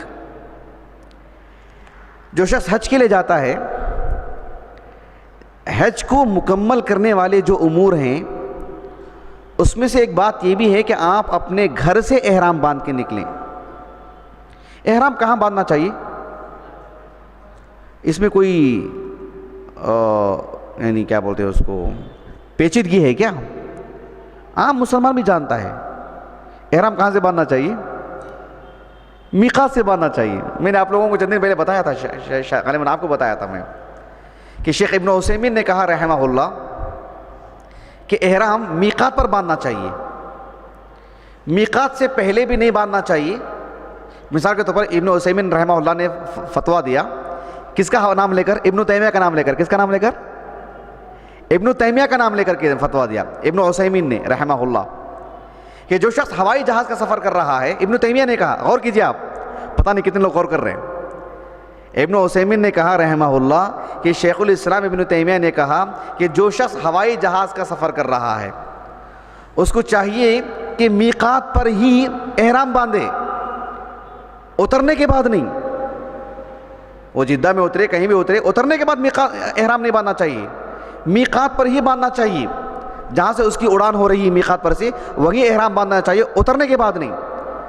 ہوائی جہاز میں جو لوگ سفر کرتے ہیں، یہ کس کا فتویٰ ہے؟ یہ ابن تیمیہ کا رحمہ اللہ. آپ کو تعجب نہیں ہو رہا ہے؟ ہو رہا ہے تعجب اس بات پر ہو رہا ہے کہ ہوائی جہاز سے متعلق ابن تیمیہ نے کیسی بات کہہ دی. یہ سب کی نظریں مطلب سب کی نظروں کو متوجہ کرنے والی بات ہے. یہ مقصود یہ تھا کہ ابن تیمیہ رحمہ اللہ کے دور میں جو غالی قسم کے جو صوفیہ تھے، جو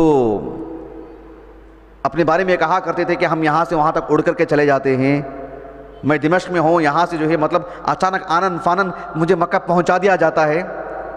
تو ابن تیمیہ رحمہ اللہ نے کہا کہ ٹھیک ہے میں مان جاتا ہوں، لیکن اترنے کے بعد احرام نہیں باندھنا، میقات پر باندھنا. اترنے کے بعد مانتے ہیں تو آپ کا احرام درست نہیں ہے. سمجھ رہے ہیں آپ؟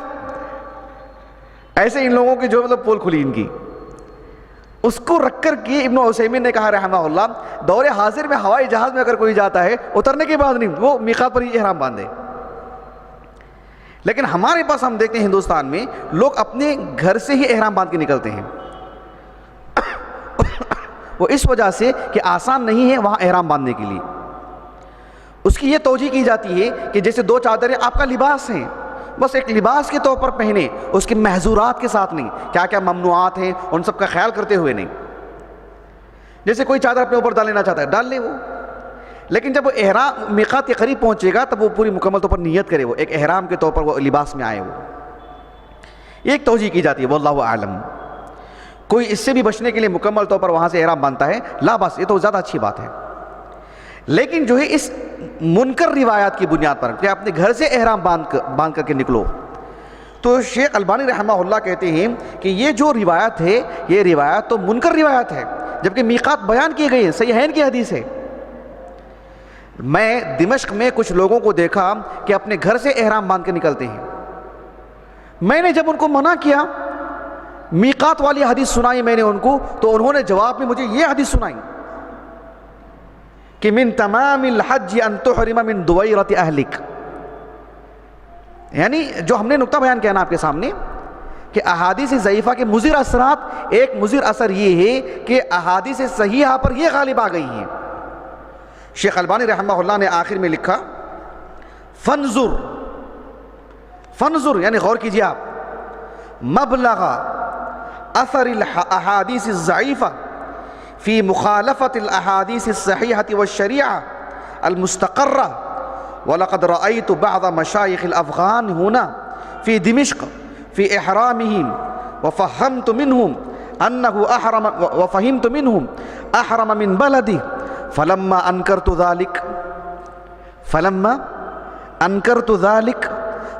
أَنْكَرْتُ ذَلِكَ عَلَيْهِ احتج عَلَيَّ بِهَذَا الْحَدِيثِ وَلَمْ يَدْرِ الْمِسْكِينُ أَنَّهُ ضَعِيفٌ لَا يُحْتَجُّ بِهِ ولا يجوز العمل به لمخالفته سنة المواقيت المعروفة۔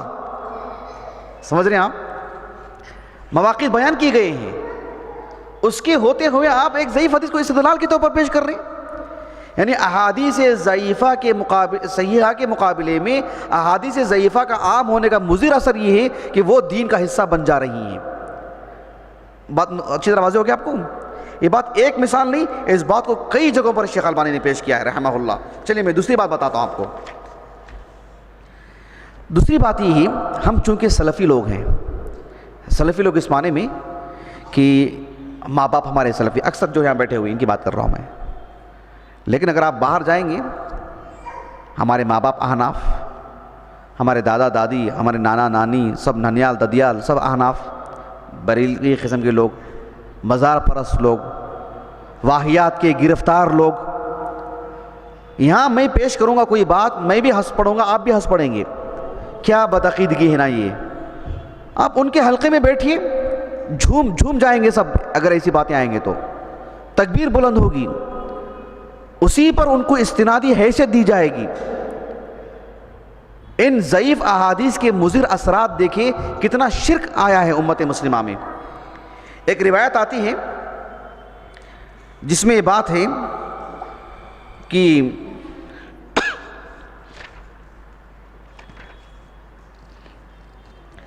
لو اعتقد احدکم، روایت پہ غور کیجیے آپ، لو اعتقد احدکم بحجر لنفعہ، اگر تم میں کا کوئی شخص ایک پتھر سمجھے، پتھر رکھا ہوا ہے، پتھر سے متعلق اعتقاد ہے کہ جو ہے مطلب کچھ آپ اچھا خیال رکھتے ہیں کہ میرے لیے نفع بخش ثابت ہو سکتا ہے، یہ میرے لیے زندگی میں اچھا کر سکتا ہے، تو پھر لنفعہ، تمہارے عقیدے کے مطابق وہ آپ کو فائدہ پہنچا دے گا۔ آج ہمارے پاس مزار پرستی کے نام پر، حجر پرستی کے نام پر یہ سب چیزیں ہیں نہیں ہیں۔ آپ چاہیں تو اپنے علاقے میں دیکھو، اس کے اندر تنوع دیکھنا چاہتے ہیں تو عالمی سطح میں دیکھو، آپ کس قدر عجیب چیزیں ہیں، نسأل اللہ السلامہ۔ آپ رو پڑیں گے واللہ، کلیجہ منہ کو آ جائے گا، کتنی قبیح صورت ہو گئی ہے ہماری، جبکہ اس دور میں سب ہم کو دیکھ رہے ہیں اور ہم پتھر کو لے کے بیٹھے ہوئے۔ اب دیکھو اس حدیث کو رکھ کر کے شیخ البانی رحمہ اللہ نے کہا کہ شیخ البانی رحمہ اللہ نے سلسلۃ الاحادیث ضعیفہ میں ابن القیم رحمہ اللہ کا کلام نقل کیا اغاثۃ اللہفان سے کہ ہوا من کلام عباد الاصنام، یہ رسول اللہ کا کلام نہیں ہے، کس کا کلام ہے؟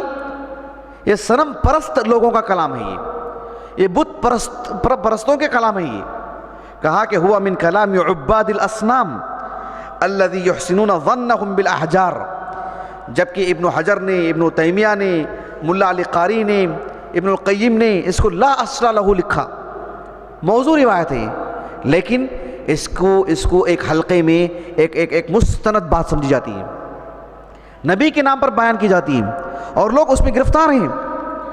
اللہ اکبر۔ دو چیزیں بیان کی میں نے آپ کے سامنے۔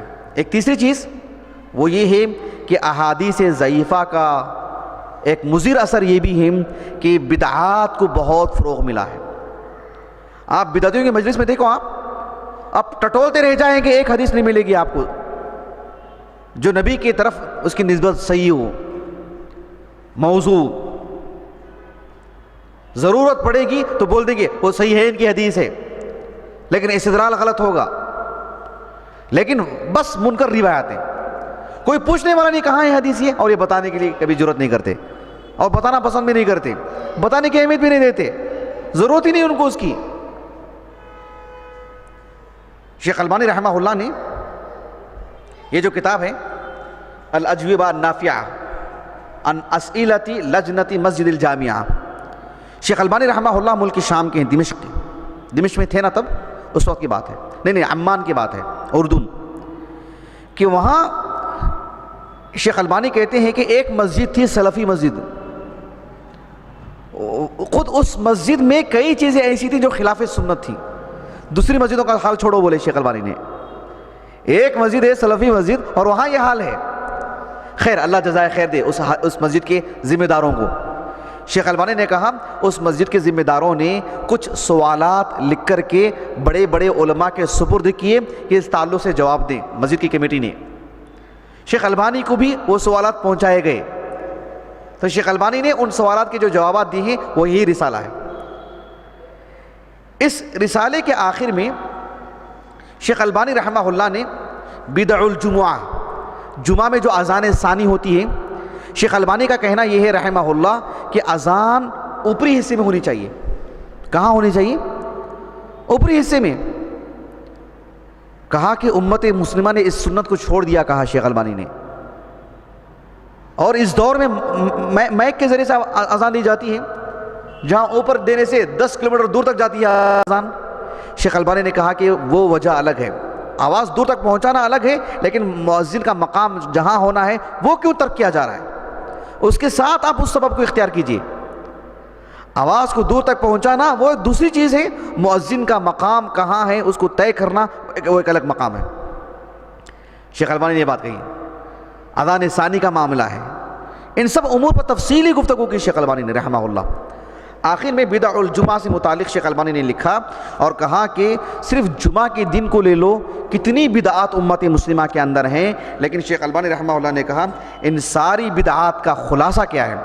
دیکھو شیخ البانی کی زبان سنو۔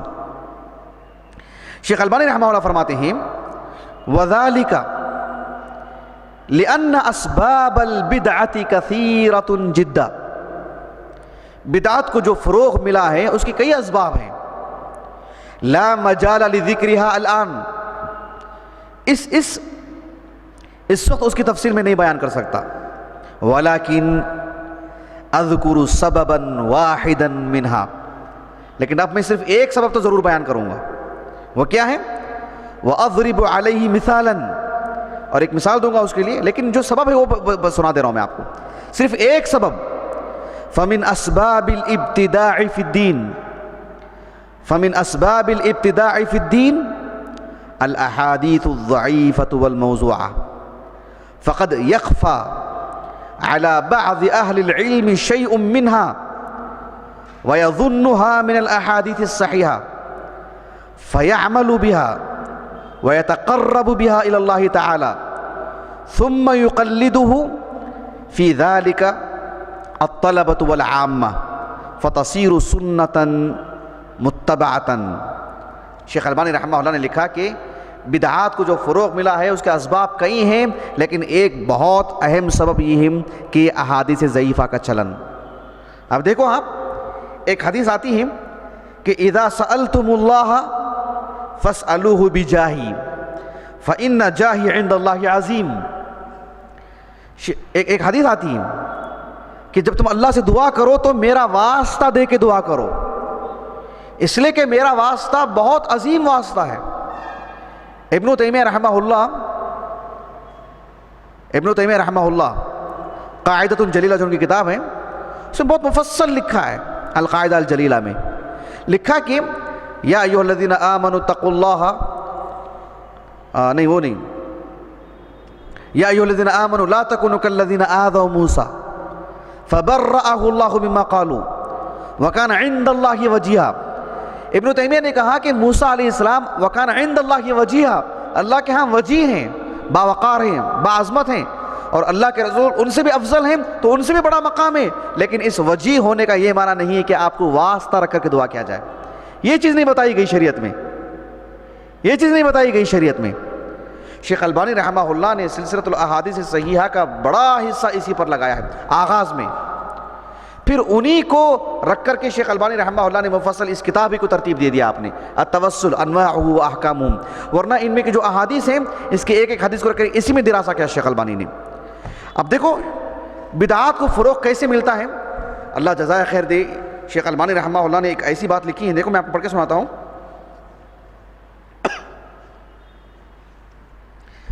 ایک جگہ پر شیخ البانی نے لکھا ہے رحمہ اللہ، سلسلۃ الاحادیث الضعیفہ جلد نمبر 1 صفحہ نمبر 94، اس میں لکھا ہے کہ ھذا وَإِنَّ مِنَ الْآثَارِ السَّيِّئَةِ الَّتِي تَرَكَتْهَا هَذِهِ الْأَحَادِيثُ الضَّعِيفَةُ فِي التَّوَسُّلِ أَنَّهَا صَرَفَتْ كَثِيرًا مِنَ الْأُمَّةِ عَنِ التَّوَسُّلِ الْمَشْرُوعِ إِلَى التَّوَسُّلِ الْمُبْتَدَعِ۔ شیخ البانی رحمہ اللہ کہتے ہیں اس ضعیف حدیث کا مضر اثر دیکھو۔ اگر ہم پوچھ دیں کسی مسلمان کو وسیلے سے متعلق دعا میں، تو امت مسلمہ کا بڑا حصہ کیا کہتی ہے؟ کیا کہتی ہے؟ اللہ تعالیٰ کے اسماء حسنہ سے دعا کرنا کر کے کہتی ہے کیا؟ نیک اعمال سے وسیلہ لو۔ مثلا نظریہ تو چھوڑو، فعلاً کوئی کرتا ہے کیا؟ اللہ تعالیٰ کے اسماء حسنہ سے کوئی دعا کرتا ہے؟ اپنے نیک اعمال کو رکھ کر کے اتنی ہمت ہے ہمارے اندر، میں ماضی کے 1 سال کو یاد رکھوں اور کیونکہ اس میں 2-3 عمل میرے ایسے تھے، اللہ میں نے تیرے لیے کی، میں نے میرے لیے مسئلہ حل کر دے، ہے ہمارے اندر اتنی جرأت؟ کتنا مطلب فقدان ہے دیکھیے، نظریاتی طور پر بھی عملی طور پر بھی۔ شیخ البانی رحمہ اللہ نے ایک بات لکھی ہے، دیکھو آپ، میں ان کی عبارت پڑھ کر کے سناتا ہوں، دیکھیے اللہ اکبر۔ شیخ البانی نے کہا فہل سمعت، کیا آپ نے سنا ہے؟ فہل سمعت ایھا القاری الکریم احدا یتوسل بہذا او بغیرہ مما فی معنی، یعنی اے میرے دینی مسلم بھائی، کیا آپ نے کسی بھی مسلمان کو مشروع جو وسیلہ ہے، اللہ تعالیٰ کے اسماء حسنہ سے وسیلہ، نیک اعمال سے، کسی نیک صالح زندہ شخص سے دعا کرنے کی بات کرنا، ایسے وسائل کو اختیار کرتے ہوئے کبھی دیکھا آپ نے؟ اما انا فاقول آسفا اننی لم اسمع ذلک، جہاں تک میرا مسئلہ ہے بہت ہی افسوس کے ساتھ کہنا پڑتا ہے کہ میں نے تو کسی کو ایسا کہتے ہوئے نہیں سنا۔ واظن ان جوابک سیکون کذلک، آپ نے بھی نہیں سنا ہوگا، میرا یقین یہی ہے۔ فما السبب فی ھذا، کیوں امت مسلمہ میں جو مشروع وسیلہ ہے وہ نہیں ہے؟ کیوں نہیں ہے؟ بدعتی وسیلہ ہے، مشروع وسیلہ نہیں ہے، کیوں؟ ذالک ہوا من آثاری انتشار الاحادیث الضعیفۃ بین الناس، اس طرح کی جو احادیث ضعیفہ ہے اس کا منتشر ہونا، وجہلہم بالسنہ الصحیحہ، سنت صحیحہ سے روگردانی، نادانی، جہالت، فعلیکم بہا ایھا المسلمون علما وعملا تہتدوا وتعزوا، ایسا لکھا شیخ البانی نے رحمہ اللہ۔ آپ اندازہ لگائیے بدعات کو کیسے فروغ مل رہا ہے احادیث ضعیفہ سے۔ امت مسلمہ کے سوائے سلفی حضرات کو چھوڑ کر کے، ذالک فضل اللہ یؤتیہ من یشاء، اور بیشتر سلفی حضرات میں بھی نظریاتی علم ہے، عملی نہیں۔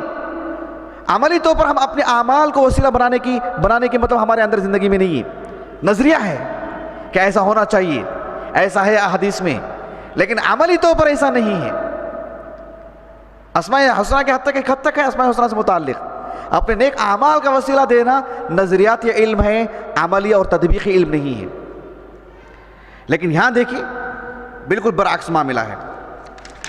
شیخ البانی رحمہ اللہ نے وہ حدیث من حج البیت ولم یزرنی فقد جفانی، جس نے حج کیا اور میری زیارت نہیں کی اس نے میرے ساتھ زیادتی کی، سنا آپ نے کبھی اس بات کو؟ چند دن پہلے ایک صاحب نے مستقل فون کیا، فون کر کے کہا کہ میرے اور میرے گھر والوں میں اختلاف ہو چکا ہے، میرے گھر کے جو بزرگ لوگ ہیں وہ کہہ رہے ہیں کہ جو ہے مدینہ جانا لازمی ہے، قبر کے پاس جانا لازمی ہے، ورنہ ہمارا عمرہ قبول نہیں ہوگا ہمارا، جبکہ حج کا یا عمرے کا تعلق مدینے سے ہے کسی طور پر بھی نہیں۔ ہاں اتنی دور جاتا ہے تو آدمی جا کے آ جائے، بلکہ جانا مشروع ہے عام طور پر، حج اور عمرے کی عبادت سے جڑ کر کے نہیں۔ اسی لیے مولانا بشیر سہسوانی رحمہ اللہ نے صرف لوگوں کو علم دینے کے لیے حج کو گئے، اس زمانے میں آج سے تقریباً 100 سال پہلے کی بات ہے، حج کو گئے، جا کر کے براہ راست وہاں سے جو ہے انڈیا آئے، یہ بتانے کے لیے کہ مدینہ جانا حج کے امور میں سے نہیں ہے، صرف بتانے کے لیے۔ اللہ اکبر، بہت جگر کی بات ہے۔ اللہ قیامت کے دن جنت میں نبی کے صحبت ان کو نصیب کرے، الجزاء من جنس العمل، حدیث کے احقاق حق کے لے گئے تھے وہ۔ اللہ اکبر۔ چلیے ایک اور معاملہ وہ یہ ہے کہ انکار شیء من اصول الاعتقاد، یعنی جو واضح امور ہیں دین کے، احادیث ضعیفہ کی وجہ سے وہ خود متاثر ہو جاتے ہیں۔ مثال کے طور پر امام مہدی آئیں گے نا، دجال کا خروج ہوگا نا، اس کے بعد یاجوج ماجوج کا ظہور ہوگا نا، عیسیٰ علیہ السلام بھی نازل ہوں گے۔ لیکن ایک حدیث آتی ہے سنن ابن ماجہ میں، جو اصلاً اس کے کچھ الفاظ صحیح ہیں، لیکن اس حدیث میں ایک بات ہے، ایک جملہ ہے، وہ درست نہیں، وہ منکر ہے، کہ لا مہدی الا عیسیٰ، مہدی کوئی نہیں ہے، جو ہے وہ عیسیٰ ہی ہیں۔ اچھی طرح بات واضح ہوگی آپ کو۔ اس روایت کو رکھ کر کے قادیانی لوگ یہی نظریہ رکھتے ہیں کہ مہدی کوئی آنے والے ہی نہیں ہیں اور عیسیٰ کا انتقال ہو چکا ہے، ان کی نظر میں، نسأل اللہ السلامہ، بدعقیدگی۔ اور پھر وہ پہلے تو یہ کہا کہ جو لا مہدی الا عیسیٰ، جو بھی مہدی ہیں وہی عیسیٰ ہیں، مہدی کوئی الگ سے نہیں ہے، تو خود کو انہوں نے عیسیٰ کہا، مرحلہ بمرحلہ۔ پھر کہا کہ عیسیٰ علیہ السلام کا انتقال ہو چکا ہے، پھر ایک الگ نظریہ کھڑا، خیر وہ کوئی الگ موضوع۔ شیخ البانی رحمہ اللہ نے اس حدیث کو رکھ کر کے کہا کہ وَهَذَا الْحَدِيث تَسْتَغِلُّهُ الطَّائِفَةُ الْقَادِيَانِيَّةُ فِي الدَّعْوَةِ لِنَبِيِّهِمْ الْمَزْعُومِ مرزا غلام احمد القادیانی الذي ادعى النبوة۔ شیخ البانی نے کہا کہ اس جیسی حدیثوں کو منکر روایات کو رکھ کر ہی انہوں نے اتنا بڑا نظریہ گھڑا۔ مولانا وحید الدین خان کو جانتے ہیں ہم، دلی والے، ان سے متعلق پروگرام کیا تھا ہم نے آپ کی مسجد میں، انہوں نے بھی مہدی کا انکار کرتے ہیں، اور مجھے تعجب ہوا، قیامت کے الارم جو ان کی کتاب ہے اس میں اسی حدیث کو لکھا ہے انہوں نے۔ اس سے متعلق جو احادیث صحیحہ ہیں اس پر نظر ڈالنا ہی نہیں چاہتے، پہلے ایک عقیدہ گھڑ لیتے ہیں، شبہات بٹھا لیتے ہیں، اور اس کے مطابق دیکھتے ہیں کہ کچھ بھی مل جائے، موضوع روایتی صحیح مل جائے، ضعیف حدیث صحیح مل جائے، صحیح حدیث مل جاتی ہے تو بہت زیادہ خوش ہو جاتے ہیں، ہمارے موقف کے مطابق صحیح حدیث مل گئی، ضعیف بھی مل گئی تو وہ بھی چلے گا ان کو، نصر اللہ السلامہ۔ اسی طرح سے آخری بات وہ یہ ہے کہ احادیث ضعیفہ کو فروغ دینے کی وجہ سے اس کا جو فروغ پانا ہے، اس کا ایک بہت عظیم نقصان امت مسلمہ کو اس صورت میں بھی ملا ہے کہ ایک روایت آتی ہے، جبکہ وہ روایت کہاں ہے کسی کو نہیں معلوم، محدثین نے اتنی کھوج کی، اتنا وقت صرف کیا کہ کہاں ہو سکتی ہے وہ روایت، کہیں بھی نہیں مل سکی۔ اختلاف امتی رحمت، سنا ہے آپ نے، میری امت کا اختلاف رحمت ہے۔ شیخ البانی رحمہ اللہ نے لکھا،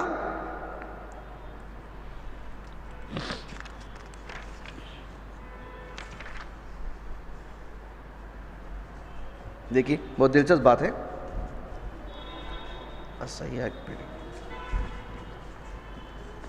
دیکھیے شیخ البانی کیا لکھتے ہیں، دیکھیے اختلاف امتی رحمت الصحیح الضعیفہ، جلد نمبر 1 صفحہ نمبر 141، کہتے ہیں کہ لا اصل لہ، اس کی کوئی اصل ہی نہیں ہے۔ اس کے بعد شیخ البانی نے لکھا وَلَقَدْ جَهِدَ الْمُحَدِّثُونَ، وَلَقَدْ جَهَدَ الْمُحَدِّثُونَ فِي أَنْ يَقِفُوا لَهُ عَلَى سَنَدٍ، اس کی کسی ایک سند سے تو واقف ہو جائیں، فَلَمْ يُوَفَّقُوا، اسے واقف ہی نہیں ہو سکے، موفق ہی نہیں ہو سکے۔ حتیٰ قال السیوطی، الجامع الصغیر میں حافظ سیوطی نے یہاں تک لکھ دیا وَلَعَلَّهُ خُرِّجَ فِي بَعْضِ كُتُبِ الْحُفَّاظِ الَّتِي لَمْ تَصِلْ إِلَيْنَا، ہو سکتا ہے کسی محدث نے اپنی کتاب میں اس کی تخریج کی ہو، سند سے اسے بیان کیا ہو، وہ کتابیں ہم تک نہ مل پائی ہوں۔ حافظ سیوطی 10ویں صدی ہجری کے ہیں، 10ویں صدی ہجری کے آغاز میں انتقال ہوا ان کا۔ شیخ البانی کہتے ہیں کہ وَهَذَا بَعِيدٌ عِنْدِي، یہ بات ناقابل اعتبار ہے، غلط بات ہے یہ۔ کیوں؟ اذ یلزم منہ انہ ضاع علی الامت بعض احادیثہ صلی اللہ علیہ وسلم وہذا مما لا یلیق بمسلم اعتقادہ، اس سے یہ نتیجہ آئے گا کہ نبی کی کچھ حدیثیں ضائع بھی ہو سکتی ہیں۔ پورے محدثین متفق طور پر کہنے کہ کہیں نہیں مل سکی وہ روایت، اور یہ ایک نقطہ نکالنا کہ کہیں ہو سکتی ہے ہم ضائع ہو گئی، نبی کی بات ضائع ہو سکتی ہے کیا؟ ابداً۔ کسی علماء کی بڑی تعداد ایسی ہے جن کی کتابیں ضائع ہو چکی ہیں، دین ضائع ہوا کیا؟ کسی نے کچھ لکھا، کسی نے کچھ کیا، وہ ضائع ہو سکتا ہے، اصل دین اللہ کو جو مطلوب ہے وہ تو پہنچے گا۔ وہ آپ کی جو خدمت تھی وہ ضائع ہوئی، اجر ضائع نہیں ہوا آپ کی خدمت، لیکن اللہ کا دین وہ ضائع نہیں ہوگا۔ شیخ البانی نے اس کے بعد آخری میں پوری حدیث کی تخریج کی، کرنے کے بعد شیخ البانی نے لکھا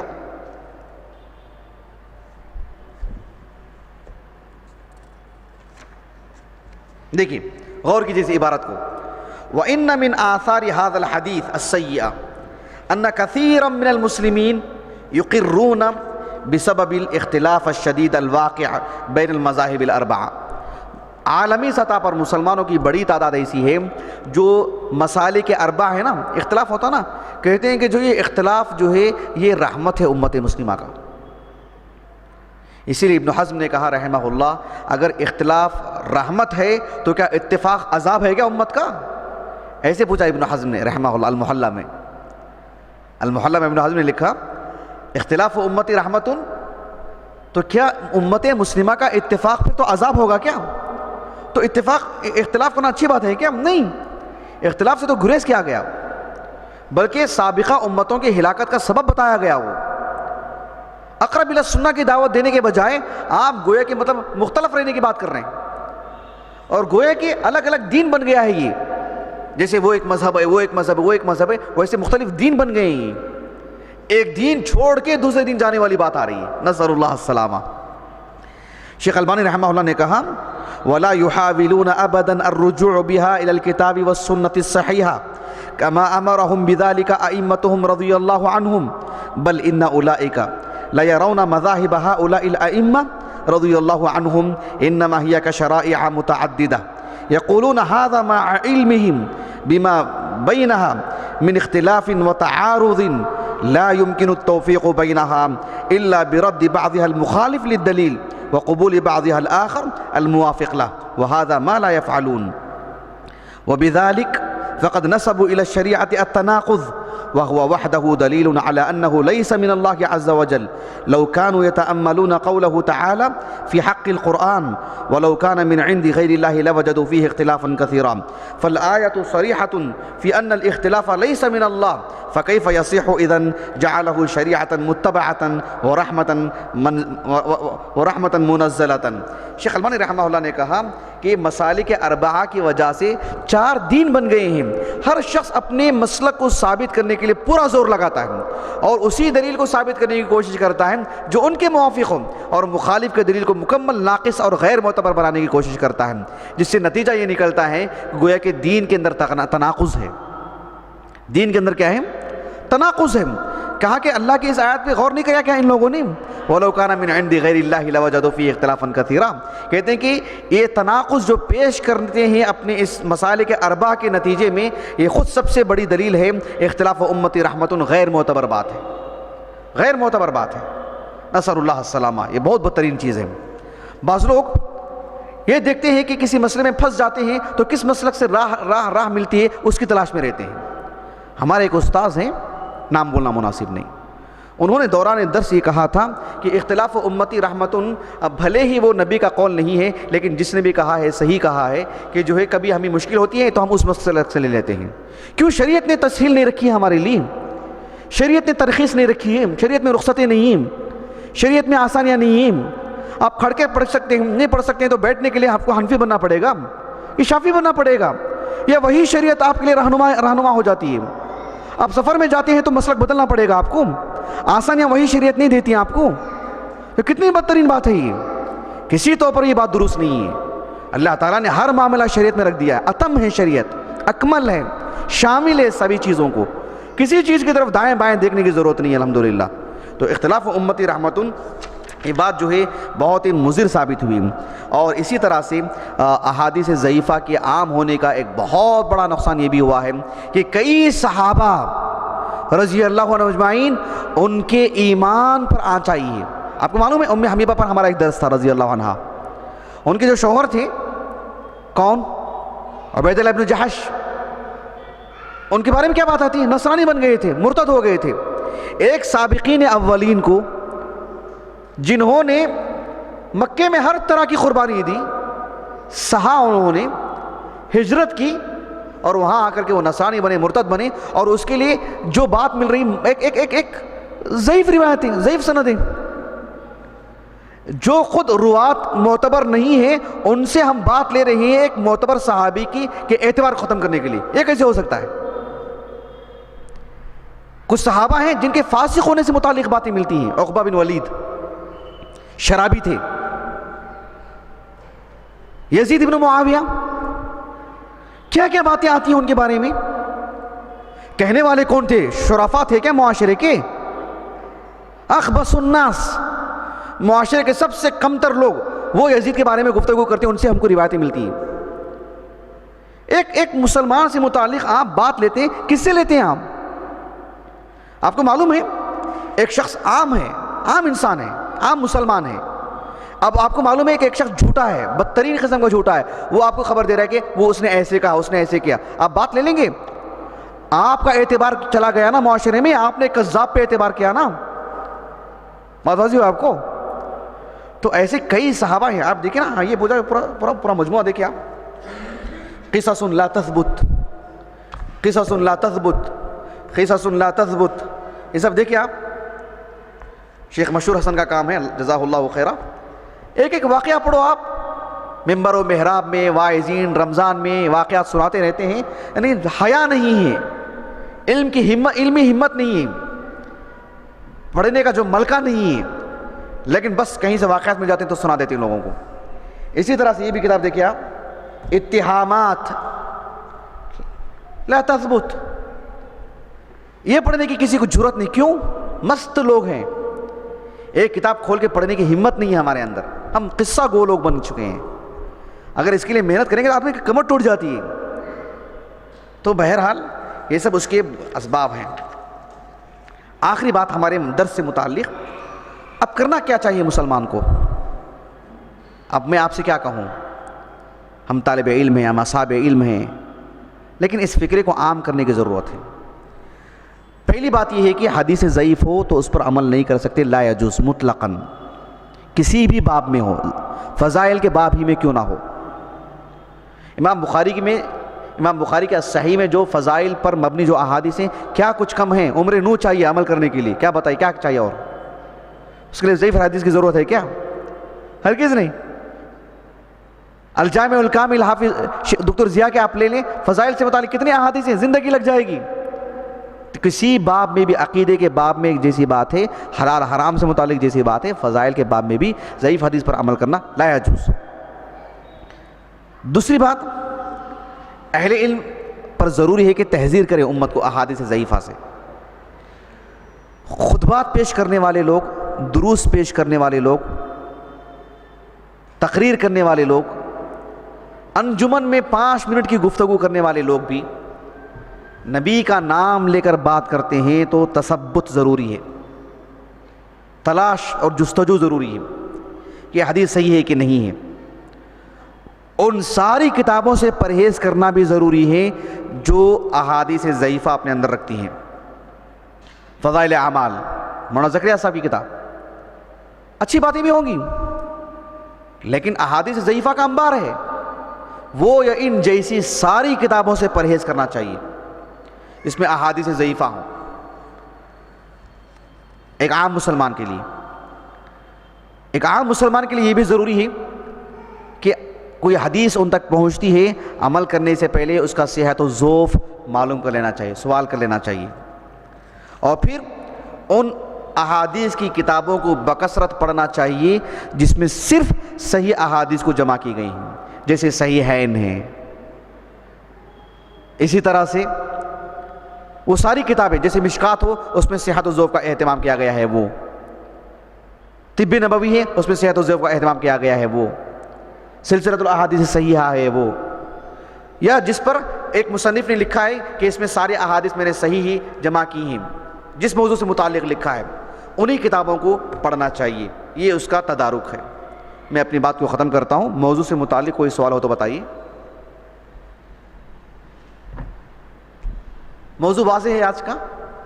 بارک اللہ فیکم. سبحانک اللہم و بحمدک اشہد ان لا الہ الا انت استغفرک و اتوب الیک. آخر میں صرف اخلاقی طور پر نہیں، عبادت کے طور پر کچھ لوگوں کا شکر ادا کرنا چاہتا ہوں. یہ مستقل ایک عبادت ہے. سب سے پہلے اللہ کا شکر ادا کرنا چاہیے ہم کو کہ اللہ تعالیٰ نے ہمیں اسلام عطا کیا اور سلفی بنایا، اور اللہ تعالیٰ نے اس عظیم خدمت کے لیے چنا، توفیق دی. اللہ تعالیٰ نے وسائل فراہم کی، آسانیاں پیدا کی، معاملات کو جمع کیا. اللہ تعالیٰ نے، اللہ تعالیٰ قبول فرمائے. میں اپنی ثوابدید پر بحیثیت انسانوں کے سب سے پہلے میں شیخ الجامعہ کا شکر ادا کرتا ہوں، جنہوں نے اس رائے کا خیر مقدم کیا، سراہا، اس میں دلچسپی لی، ہمت افزائی کی، جو ان کے بس میں تھا اس کے لیے آسانیاں پیدا کی. دوسرے نمبر پر ہمارے ان اخوان کا شکر ادا کرتا ہوں جنہوں نے شیخ البانی رحمہ اللہ کی کتابیں ہمارے لیے خرید کر کے دیں، جزاہم اللہ خیرا. اس کے بعد ہمارے ان اخوان کا جن میں خصوصیت کے ساتھ شیخ سفیان، شیخ شعیب، شیخ حمدان، شیخ اسحاق، شیخ اختر، شیخ فصیم اور حافظ عبد المتین، اور ہمارے وہ سارے اخوان جنہوں نے ان کی اعانت کی، ان کی مدد کی، ان کے لیے آسانیاں پیدا کی. شیخ مزمل بھی اس میں تھے. میری اپنی معلومات میں جن کے نام آ رہے ہیں، کافی حساس واقع ہوا ہوں. اپنے لیے جو کرتے ہیں بہت دیر تک یاد رکھتا ہوں اور ہمیشہ یاد رکھتا ہوں، غائبانہ یاد رکھتا ہوں، دعائیں دیتا ہوں، نظر انداز نہیں کرتا ہوں. اللہ تعالیٰ ان سب کو بہترین اجر عطا کرے، بہترین بدلہ دے. ہمارے والدین جنہوں نے ہمیں پڑھایا، تربیت دی، اللہ ان کو بہترین اجر دے. میری اہلیہ کو جو اس پروگرام سے متعلق بھی، دیگر پروگراموں سے متعلق بھی اپنی طاقت، اپنی صلاحیت کے مطابق مکمل ساتھ دیتی ہیں، اللہ تعالیٰ ان کو بھی اس کا بہترین اجر دے. اور ہمارے وہ سارے اخوان، شیخ عبد المجید حفظہ اللہ، شیخ تسخیر حفظہ اللہ، شیخ امین انصاری حفظہ اللہ، شیخ الیاس مکی حفظہ اللہ، اور دیگر بھی جس قدر ان کا تعاون رہا ہے، اللہ تعالیٰ ان کے لیے سب سے بہترین اجر عطا فرمائے. اللہ تعالیٰ مجھے بھی مزید کی توفیق عطا فرمائے. ہماری ان محنتوں کو جو اللہ کی توفیق سے انجام پائی ہیں، اللہ تعالیٰ قبول فرمائے. سبحانک اللہم و بحمدک اشہد ان لا الہ الا انت استغفرک و اتوب الیک.